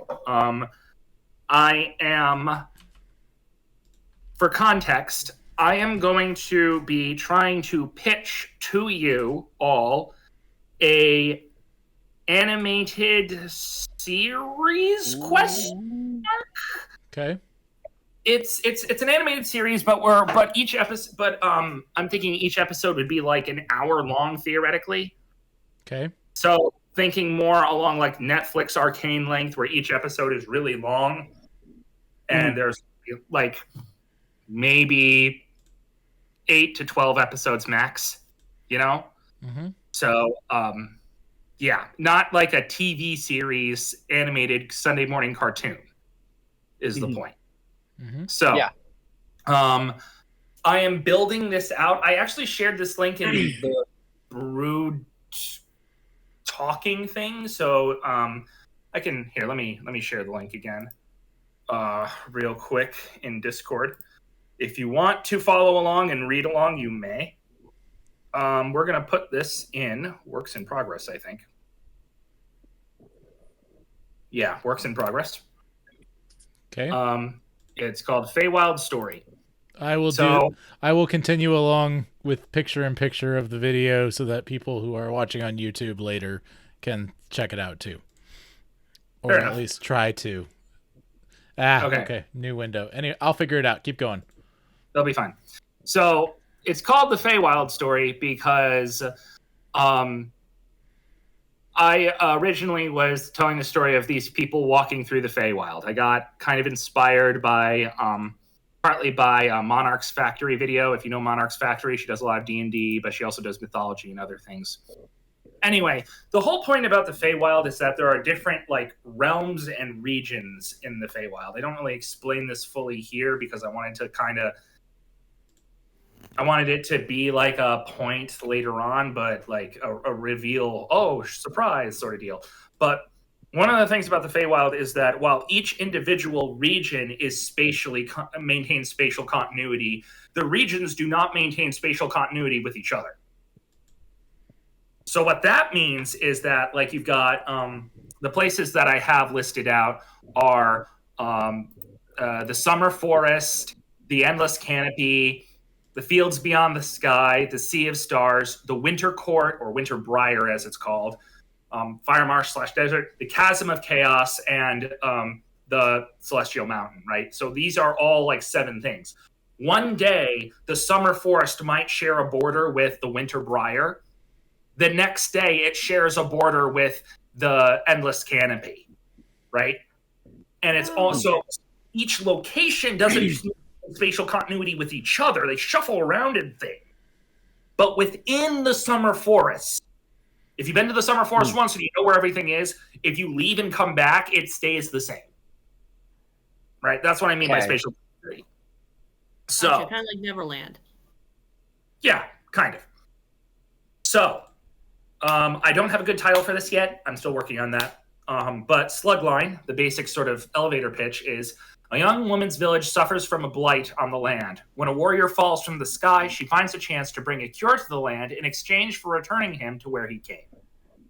I also added an element I called the core. I want the core of the story to be beauty. Not like a Snow White beauty, oh, fairest of them all. But I want, like there is a certain amount of beauty being imported within, like, the story, like, within elements, within a particular, like, character. But I also just really want the story to be pretty. Like Studio Ghibli, Violet Evergarden. Like these like gorgeous images that make your eyeballs melt and you cry. So that's sort of the deal. As far as characters are concerned, there's 2 main characters that we follow throughout the entire thing. There are other returning characters, but when I was originally making this, I wanted it to be like a comic book or a comic, like manga kind of thing. Graphic novel, that's the word. Graphic novel. I originally limited it to 2 characters to make my life easier. But we'll see how this works. The first character, her name is Ava. She is a female mortal between 18 and 28, old enough to be self-sufficient, but young enough to be active and still maintain some semblance of innocence. Her strength is her compassion and the fact that she does have a bit of an adventurous side. But as far as a weakness is concerned, she's afraid of conflict between people, and she has a tendency to take people at their word. Her goal is to save her village from this thing called a blight, which is like corrupting land. She wants to keep everyone content, but she needs to develop confidence to act and do what's right, even when others don't seem to agree. And for inspiration, I'm thinking like Mrs. Brisby's nurturing and non-combative nature, and a character named Octavia from a game called Pathfinder Kingmaker. And her Octavia's very cheerful demeanor and generally positive, and is a great encourager. Ava's backstory. Ava was born to one of the men of the village, and while she was supposed to be a twin, her brother died before he could come fully to term. Her mother ended up passing away when she was a teenager, but not before giving them another son. Her father is now one of the village elders. However, Ava chose to apprentice as the village herbalist. She learned the old ways of understanding crops, plants, and their health, and takes time to collect medicinal herbs and flowers for decoration. She also has been working to understand the blight that has been affecting the village crops, and has discovered some properties of the blight, but still hasn't figured out all of it. When she finds Erm, the other character, in the forest, badly injured, she brings him back to her home in order to help him. She begins a chain of events that will lead her to grow in ways she never expected. I said that sentence wrong, but whatever. Erm, male. He, when you meet him, he seems mortal, but in reality, he's actually an angel. Strength, he's courageous, physically skilled, and very skilled at combat. His weakness is that he's proud. He doesn't really care about those around him. And if he can't fight, he doesn't try to help. He also doesn't see beauty really anymore, which is kind of important for his character. While he wants to return to heaven and continue the war, to continue fighting in the war, he needs to learn humility, and he needs to learn that he has to not just condemn and fight evil, but also to build good. And in order to do that, he needs to be able to see beauty and have compassion and stuff like that. As far as inspiration goes, I'm thinking Violet from Violet Evergarden, where he's a soldier learning to be human, and Cloudstrife, because Cloudstrife from Final Fantasy VII was one of my favorite characters. Fight me. Woohoo! Yeah. His sort of blurb: an angel who was in the war in heaven, after losing a battle with a greater demon or devil or whatever you want to call it, he crashes down to earth, being forced into a mortal body. He views himself entirely as a weapon of heaven and has lost sight of what he fights for, beyond what he sees as the thrill of combat. Now, a mortal, he is forced to confront the realms that he is vicariously protecting, and he begins to recognize the beauty of these different realms that he protects, as well as the value of the people he protects. So there are a couple of humorous things, but I really don't want this guy to be like Drax from Guardians of the Galaxy, where he's just like dumb. I don't want him to be stupid. I just want his his priorities are so skewed that he doesn't recognize what's going on. When you were showing this to me, I said Thor is a better analog. Thor might be a better, Thor is kind of a better analog in this case. So yeah, that works. From here, if you're following the document, I've got an outline of each chapter. It wasn't really a chapter. Like, I had a couple of books planned out where, because back when this was kind of going to be a comic, I was following sort of the manga, graphic novel, serialized graphic novel style, where, each book is like a couple chapters and things like that. So I was kind of trying to plan this around that, but for an animated series, I would have to make adjustments. So this is what I've got for now. Each region has its own little mini story. So we start on Terra Parvis, which don't look up what it means. It basically means real world. Translated to Latin. Woo! The intro that I had planned was alternating between Aram as an angel fighting in heaven with this demon and Ava picking flowers in the forest, alternating between them at night. There's then Aram loses during the intro and he like crashes to the ground and you see like a comet falling, and Ava sees the comet falling and she sort of heads over in that general area and she finds him in a crater. She brings him back to the village to help nurse him back to health. Meanwhile, the village is dealing with this blight. It looks, I have an idea of it, looks like wilting and rotten crops that are growing. So they're growing rotten, which is not supposed to happen. Meanwhile, someone comes to their village with a solution. Clearly, the crops are dying because the land is used up, and so you need to use this newfangled technology that this guy is selling. How convenient! And brothers say bah to the land. You don't need to use your old ways. We've got this new and improved thing. I'm not bitter. Anyway, Ava tells them what she's discovered. There's a conversation, blah, blah, blah. He returns home to take care of an unconscious Aram. You get flashback. At this point, this is where you have flashbacks of her finding her in the crater. Aram then wakes up, says he has to go back, but he's not physically strong enough. I also want to include a joke here where he forgets that he has to move his legs in order to walk, and so he falls. Because he's not used to having a physical body, so he doesn't really, do that. Then a hellhound shows up. It's one of these demonic force things. Aram fights the hellhound. He saves Ava in the process, and he wins despite being horribly wounded. But he clearly is enjoying the combat. He's like, I feel alive, haha. Then he revealed that the hellhound blood actually is causing the blight. And so Ava's able to piece together that since Aram knew what this thing was, and this thing is causing the blight, theoretically he might know something about it, and pesters him about a cure. He agrees to take Ava to find a cure for the land if she helps him get there. And then they begin their journey, which involves going through the Feywild, through different places. I don't want to use up everyone's time here, but the short version is like the first, they go to the summer forest. You get your stereotypical fairies trying to do deals and bargains and stuff and tricking. They steal something of Aram's. He chases after them while they try to convince Ava, oh, you can stay here forever. And she's like, no, I can't do that. Eventually, there's conflict and stuff. But sort of this chapter as sort of the summer forest is sort of more establishing of who Ava and Aram are as they journey together. Whereas Aram is the punch first, ask questions later. Ava is the I enjoy what's going on. I kind of want to see what's going on. I like this. I like to see the new world, but also I need to try to find a way of calming everyone down and solving things non-violently. Then they go to a thing called the Endless Canopy, where, again, it has all kinds of interesting rules. You can go up forever, but eventually, like if in the Endless Canopy, it's like giant trees, right? Like, I don't know if you've seen the Dragon Prince. There's this one part where they're walking on branches and things like that are huge. It's like that, but it's twisting and turning and stuff. And if you go up, if you try to ascend in the Endless Canopy, you will never reach the sky.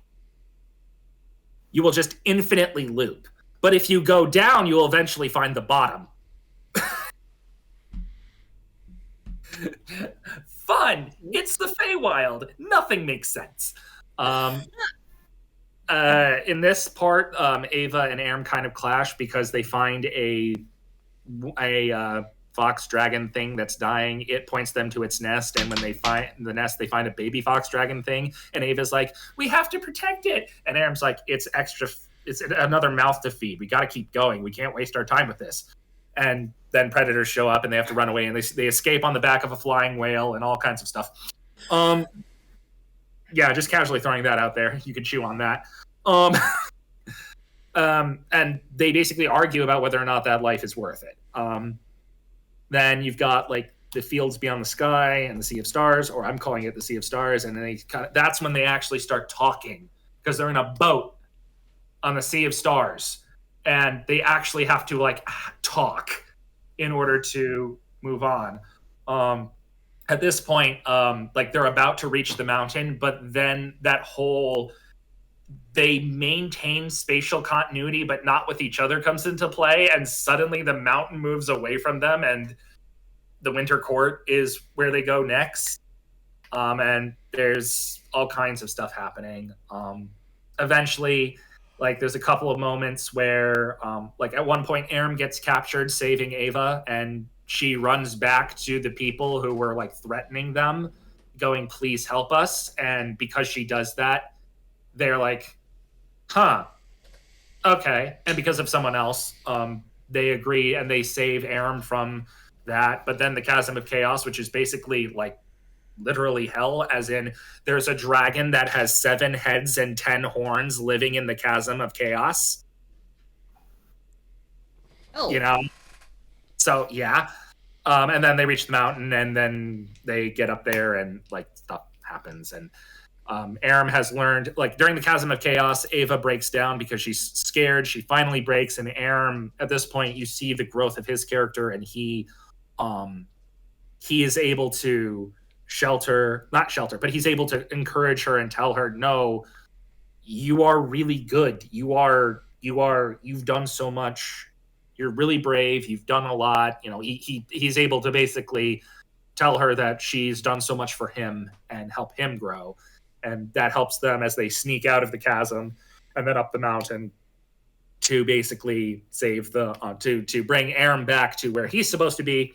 But now that he's back, he's changed, and I don't quite know where we are here. I still need to figure this part out fully. But basically, they're able to, since they're now at heaven is able to reward Ava with a seed to plant to combat the blight. And she is able to go back and plant the seed. It doesn't cure the land immediately, but over time, they are able to do this. They're able to cure the land of the blight with this seed from the tree that planted the seed that they planted the seed with, and not only that, but she's able to like go like, "No, we can't just turn our back. We have to have trust and faith in like what basically in God, right?" It's not explicitly said. I haven't quite figured that part out. But anyway.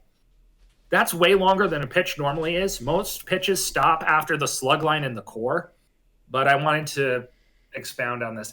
And then there's all kinds of other random things that I have. Like, for example, Aram's armor like has a helmet that has 2 wings, and his greaves have wings on them. And in his angel form, he has wings. So, like, if you're paying attention, you can figure out, oh, with 2, they cover their head, with 2, they cover their feet, and with 2, they fly. You know, or like that kind of a reference. The 7 head, 10 horns. Yeah. And there's a character that comes up, and if you read the actual outline for yourselves, a character named the Traveler. He's a robed figure with a hood. I sort of picture him as blonde-haired, smiling. He's kind of cheerful and stuff. But at one, like he shows up in the Summer Forest, the Endless Canopy, and then the Sea of Stars. But then he says, you're not gonna see me again because I'm going a different way than you at this point. He doesn't show up again except twice. Once at the end of the Fire Arc, where because Ava has to go back to the Winter Queen to ask for help, and the Winter Queen made it very obvious that she wanted Ava for her pet. And the Queen suddenly, and for seemingly no reason, agrees to help her.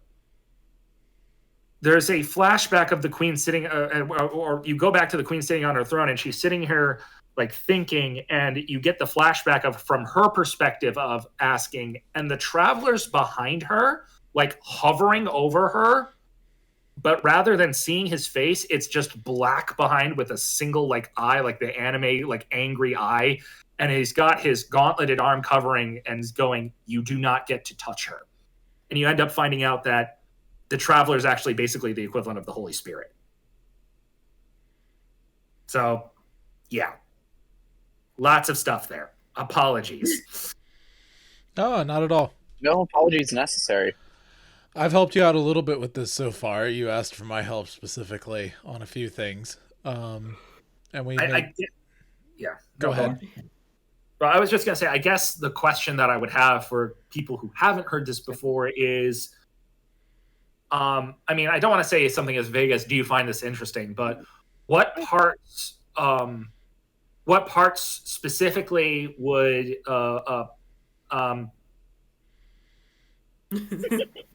what parts specifically do you think would be either difficult or that you like and you want to work on, or not work on, but or that you like or you're excited for?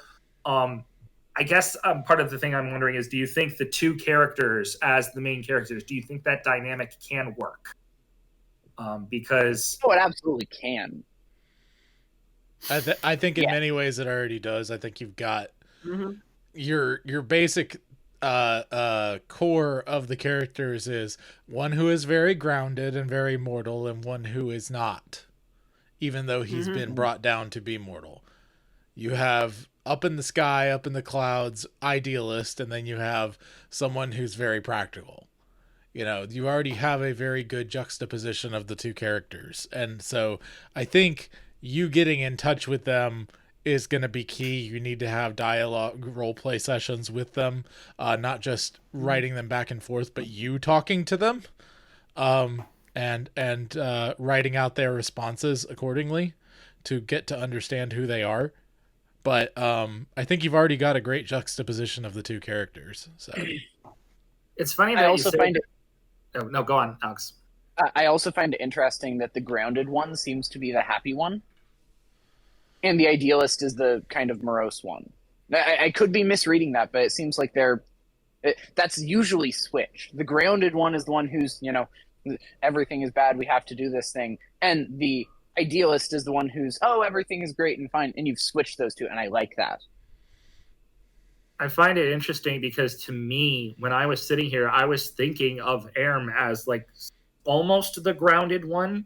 Like his goal is idealistic in the sense that he's trying to return to heaven and fight, but he is very much when I originally was starting this, I was thinking of him as like, can I solve this with sword? If yes, do so.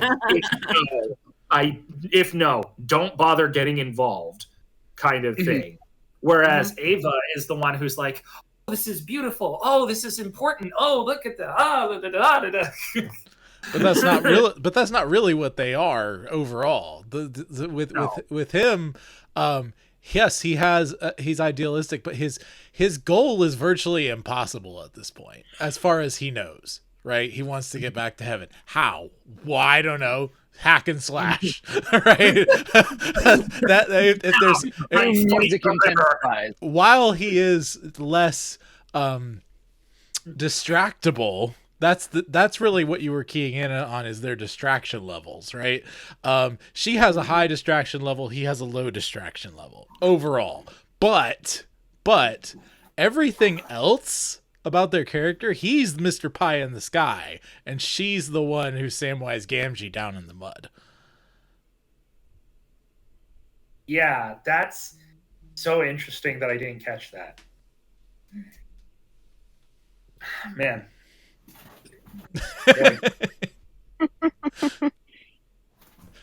Well, I'll say too, I think that I think the core of those two characters is the thing that's going to sell all of this. We have to feel like they have and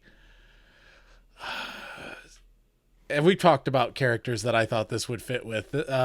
Moana and Maui and Rapunzel and Flynn Rider, I think, are two excellent examples of this.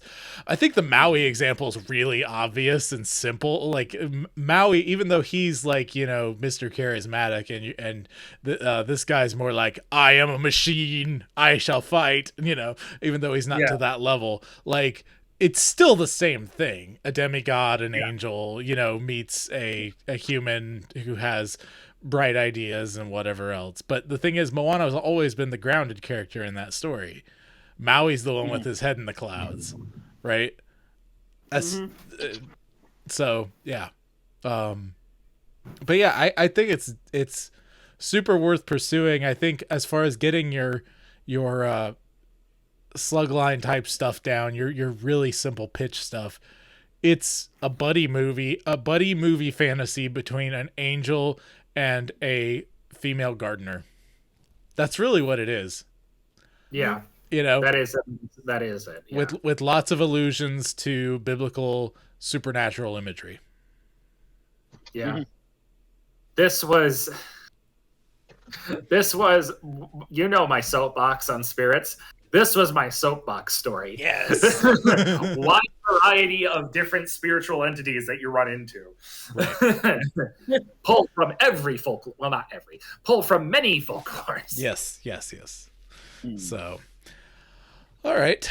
Does anyone have any other thoughts for Brendan before we move on to Aaron and I check with Sarah? Soapbox Productions would be a fantastic name. Possibly. Just a moment. What were you saying, Alex? For your production company, Soapbox Productions. Yes. Soapbox Productions. Oh my goodness. I'll throw money towards Soapbox Productions. Oh man. Oh boy. Anything else, anybody? I just want to point out how not, I guess uneducated is the best word, but how much I didn't realize buddy story. Like, I only ever heard of buddy cop. I didn't realize there was just buddy as a thing. Yeah, buddy stories are totally a thing. Especially buddy road trip stories. You know, you think of I think one of my favorites, you know, I mentioned it recently, Family Matters in general. You guys probably know Did I Do That, Urkel, whatever else, but like the thing that really makes that show, in my opinion, is the juxtaposition of Carl and Steve. Carl, the dad, who's got this crazy nerdy kid who's sweet on his daughter, who's a neighbor who annoys the heck out of him, and he can't get him to leave them alone, and the hijinks that they get into, and the fact that Steve is really actually a sweet and kind and sincere person underneath all his weirdness, and literally saves Carl's life at various points. So it's not like he could just kick him out of his house. You know what I mean? Like, it really is just an amazing dynamic, and that's one of the earliest examples of a buddy story that I kind of came across as a kid, because we watched that a lot growing up.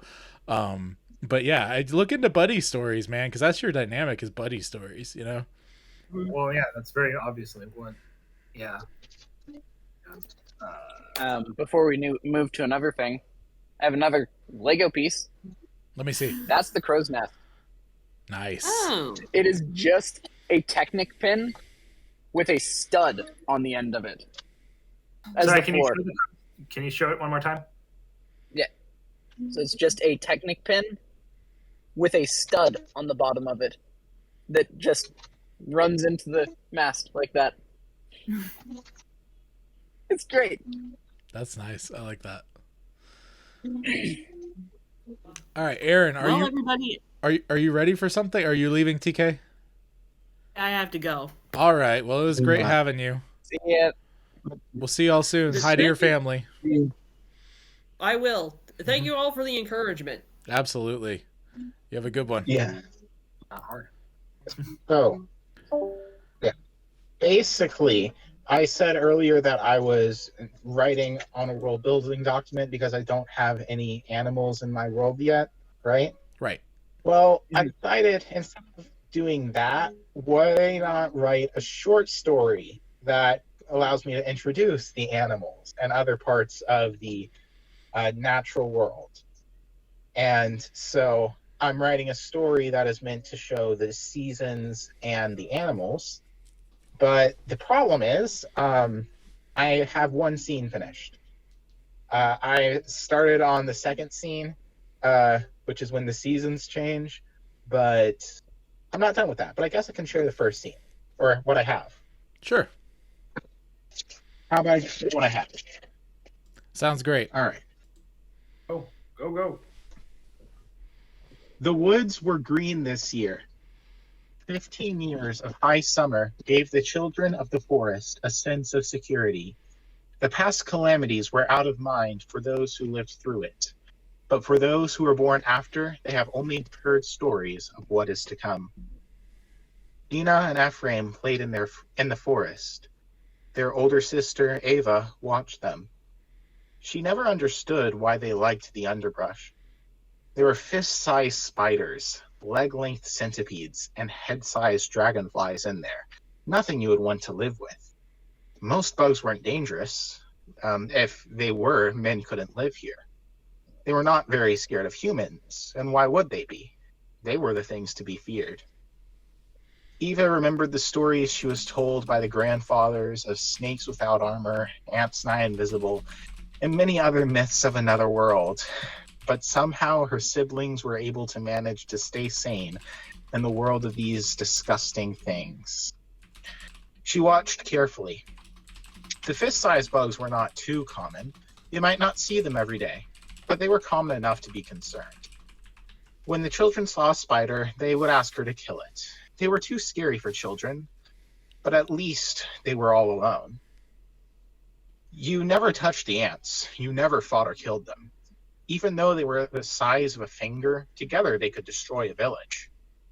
Though men were crowned by God, it was the ants who ruled the forest.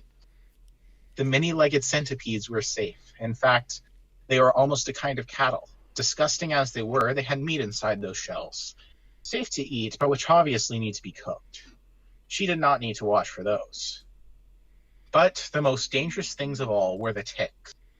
Not because they were hard to kill, but because of all the bugs of the forest. They alone hunted men. Men and fae, they also hunted fae. But those many-legged ticks also hunted men. They spread across a third of a man's chest. They were impossible to ignore. They would find the warmest source of blood they could, and the warmest source of blood was the heart. If they found you while you were sleeping, the encounter was final. Eva wondered where they came from, the ticks who took men's lives. Her parents told her that they were not in the forest in their childhood, but they had been in constant danger all her life. Carefully, she must watch. She must kill whatever tick is found. Even if the tick does not taste the heart, even if it attaches itself to the leg, such an attack could be fatal. 5. In 2 hours, she killed 5. She couldn't imagine why there were so many. They did not attack other insects. Their bodies were designed to pierce the flesh. She looked in the sky. The beasts of flesh were on another world. She shook her head. It seemed to her that only the city of Shothora, far away, could support such a large population of these heart-eating beasts in the world of the gardens. These worried her more and more as she grew up. Ticks were new. This is something she was told. Yet the only being who might have made them should be dead. She shook her head and became attentive again to watching her siblings, Dina and Ephraim. A spider, 2 more ticks she killed. But then she saw another thing which worried her more than those all-consuming stones. A falling leaf. I swore it fell naturally. We did not shake the tree, Eva cried. A single leaf is not something to worry about. Maybe it was sick, and if it is a sign, we have plenty of time, the village elder insisted. It needs to be a common occurrence before we go into the mountains. Where does the fire start? Where does the fire start? She cried. You are a very anxious child. Don't worry. It's only reasonable that you are, since you became conscious during a calamity. But I have dealt with 3 of these things. There is no need to worry. I hear there's a desert in the east that Athenoam saw, and dry wood on the fringes. What if it starts there? She insisted. If it started before half the leaves fell, I would have seen it before, the elder said. Do not worry about a single leaf. These things will become more common before it is time to leave. And it did. Once they confirmed that the leaves had begun to fall, the people of the forest sent word to the dwarves that they would need to prepare a place for them in their halls. They hoped to prepare all things in half a year, move in at the second half, and then forage from the march until the time the fire came. They heard a tribe by the Isle had tried to swim in the middle of the lake during the fire, but they were choked out and found dead years later. Only the high peaks of the dwarves could be a safe shelter in the coming crisis. And that's all I have so far. That was nice. Still got your sort of Silmarillion flavor sort of thing that you do, and I enjoy that.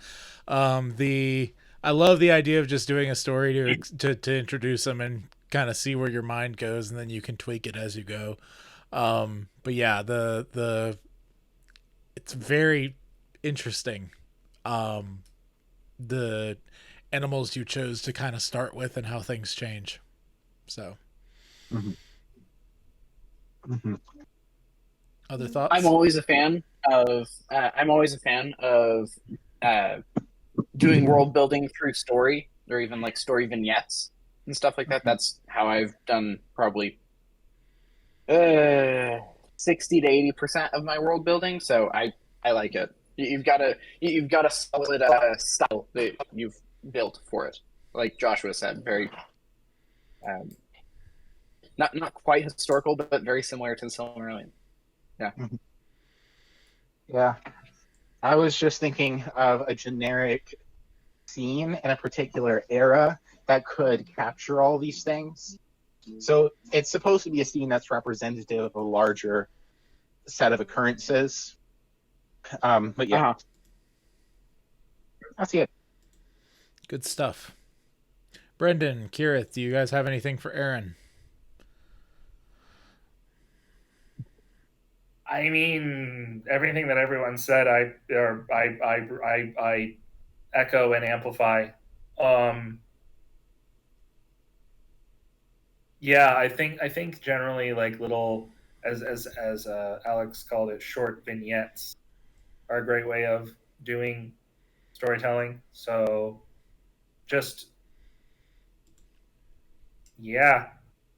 I also just a note, like you're trying to figure out the fauna. Don't feel absolute need to. I mean, I know there are a couple of world builders here who all love world building, and so yeah, if you want to go to town and figure out all the fauna, go ahead. But don't be afraid to take from real life. It's like, hey, what lives in the deciduous forest, or what lives in a temperate forest, or what lives in this particular type of region, and then look at that and go, I like that, I like that, I like that, don't like that, like that. Huh, that's interesting. I didn't know about that. What if I gave it more teeth? I can tell, like, you were like, we're going to make the bugs big. We're going to make everything big, Or if you really want to, you can do that Avatar The Last Airbender route and just combine two animals. Yeah. It's just says bear. This place is weird. No. But have you ever read go? I was just saying quickly, the tick thing was really caught my attention as like kind of a cool, creepy thing. Ew. Yeah, I don't like ticks. Neither do I. Yeah. That's why they're the villains and not spiders. I don't like spiders. You're gonna say something, Alex. Yeah. Have you ever read Wing Runner Saga by Andrew Peterson? No, but my nephew recommended it to me. It's really, really good, and one of the really cool things that he has in it is Pembroke's Creaturepedia, and It looks like Joshua is going to grab. Yep. Pembroke Creaturepedia. And throughout the actual Wing Chapter Saga book, it references back and explains the toothy cow and the what is that? Is that a Dragon Mole or something? Oh, what are they? That's a thwap. And it will have a. Now, you may not be familiar with the garden variety thwap, but. And then it goes into that. And then he actually did a Creaturepedia of all of it that Joshua just showed you. Yeah. I think that is a really good example of tremendously creative animal building. So if you're looking for inspiration, go read Peterson. Did you have a specific animal you wanted me to show? Toothy cow. Toothy cow. That was the one that I was immediately thinking of because it's just the one that sticks out most to me. It's the iconic one. Give me 1 second. Let me see if I can. I love the mushroom people. I do so much with my intelligent creatures. I just don't got any dumb ones. Yeah. Let's see. See, I was extremely frugal in my world building. I basically just said there are a couple of mythical creatures. Yep, there's Tooth Cow. Mm-hmm. It's exactly what it says. It's a cow with a giant set of teeth. There are fanged deer in real life. The thing that I really love, about this is he adds these little annotations, and I think I'm reversed on camera. Is that the case, or can you guys read those? No, we can read it. Yeah, I can't see the teeth. Read some of those if it'll focus. The little things connected to them. Can you go get me Creaturepedia? I'll read it. 1 second. My brother has one, so. So get it and read. Some of the things that he has pointing at, the little text pointing to the little individual pieces. It says long tail serves to whip flies away as well as distract prey before pouncing. Eyes malicious gleam therein.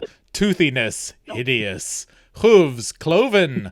Utter violent feeding given the toothiness of the calves, and like the whole thing is just full of like this character. It's written in character of an explorer within world named Oliver Pembroke, and like he has a bunch of really wacky weird stories about how he encountered this creature in the jungles of such and such, and it's really fun.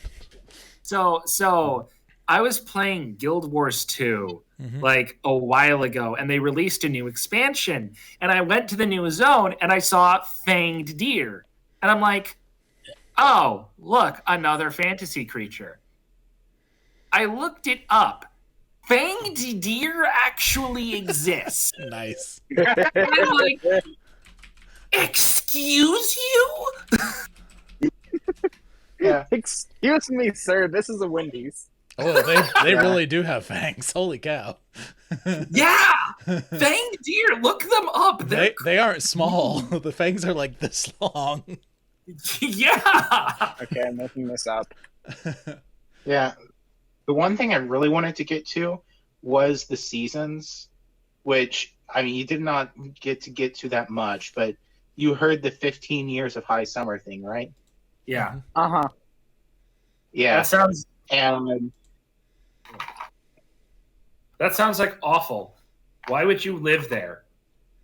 Go somewhere that doesn't have 15 years of summer.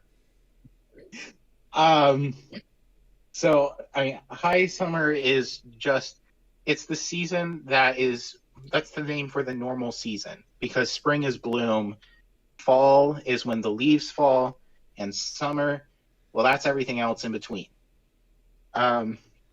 But what's really important is how you go from summer to summer. So basically, when the leaves start falling, as you would have seen, that is a sign that something's going to happen. Specifically, massive, worldwide wildfires. Oh boy. Yeah. Okay then. And so this is a bit into the world building. There are technically no seasons on this world because this world isn't tilted away from in any way that would make seasons. So it's produced by other means rather than the relationship to the sun. And it's produced specifically by the atmosphere. This world has a whole lot of trees and not a lot of large animals to counterbalance that. So what happens is that the trees produce a lot of oxygen, get rid of carbon dioxide. Whenever the trees run out of carbon dioxide, they start getting sick and start dying. And they also have a lot of oxygen that is good for starting fires. And these things put together on a global scale causes global wildfires to happen on a semi-regular basis.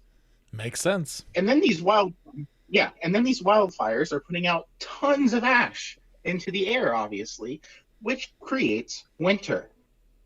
So fall is a massive fire that moves directly into bitter winter, which lasts for a time until temperatures are able to recover due to the ash falling out of the sky, and spring comes,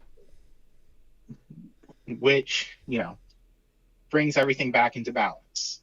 Makes sense. I like that. Very cool.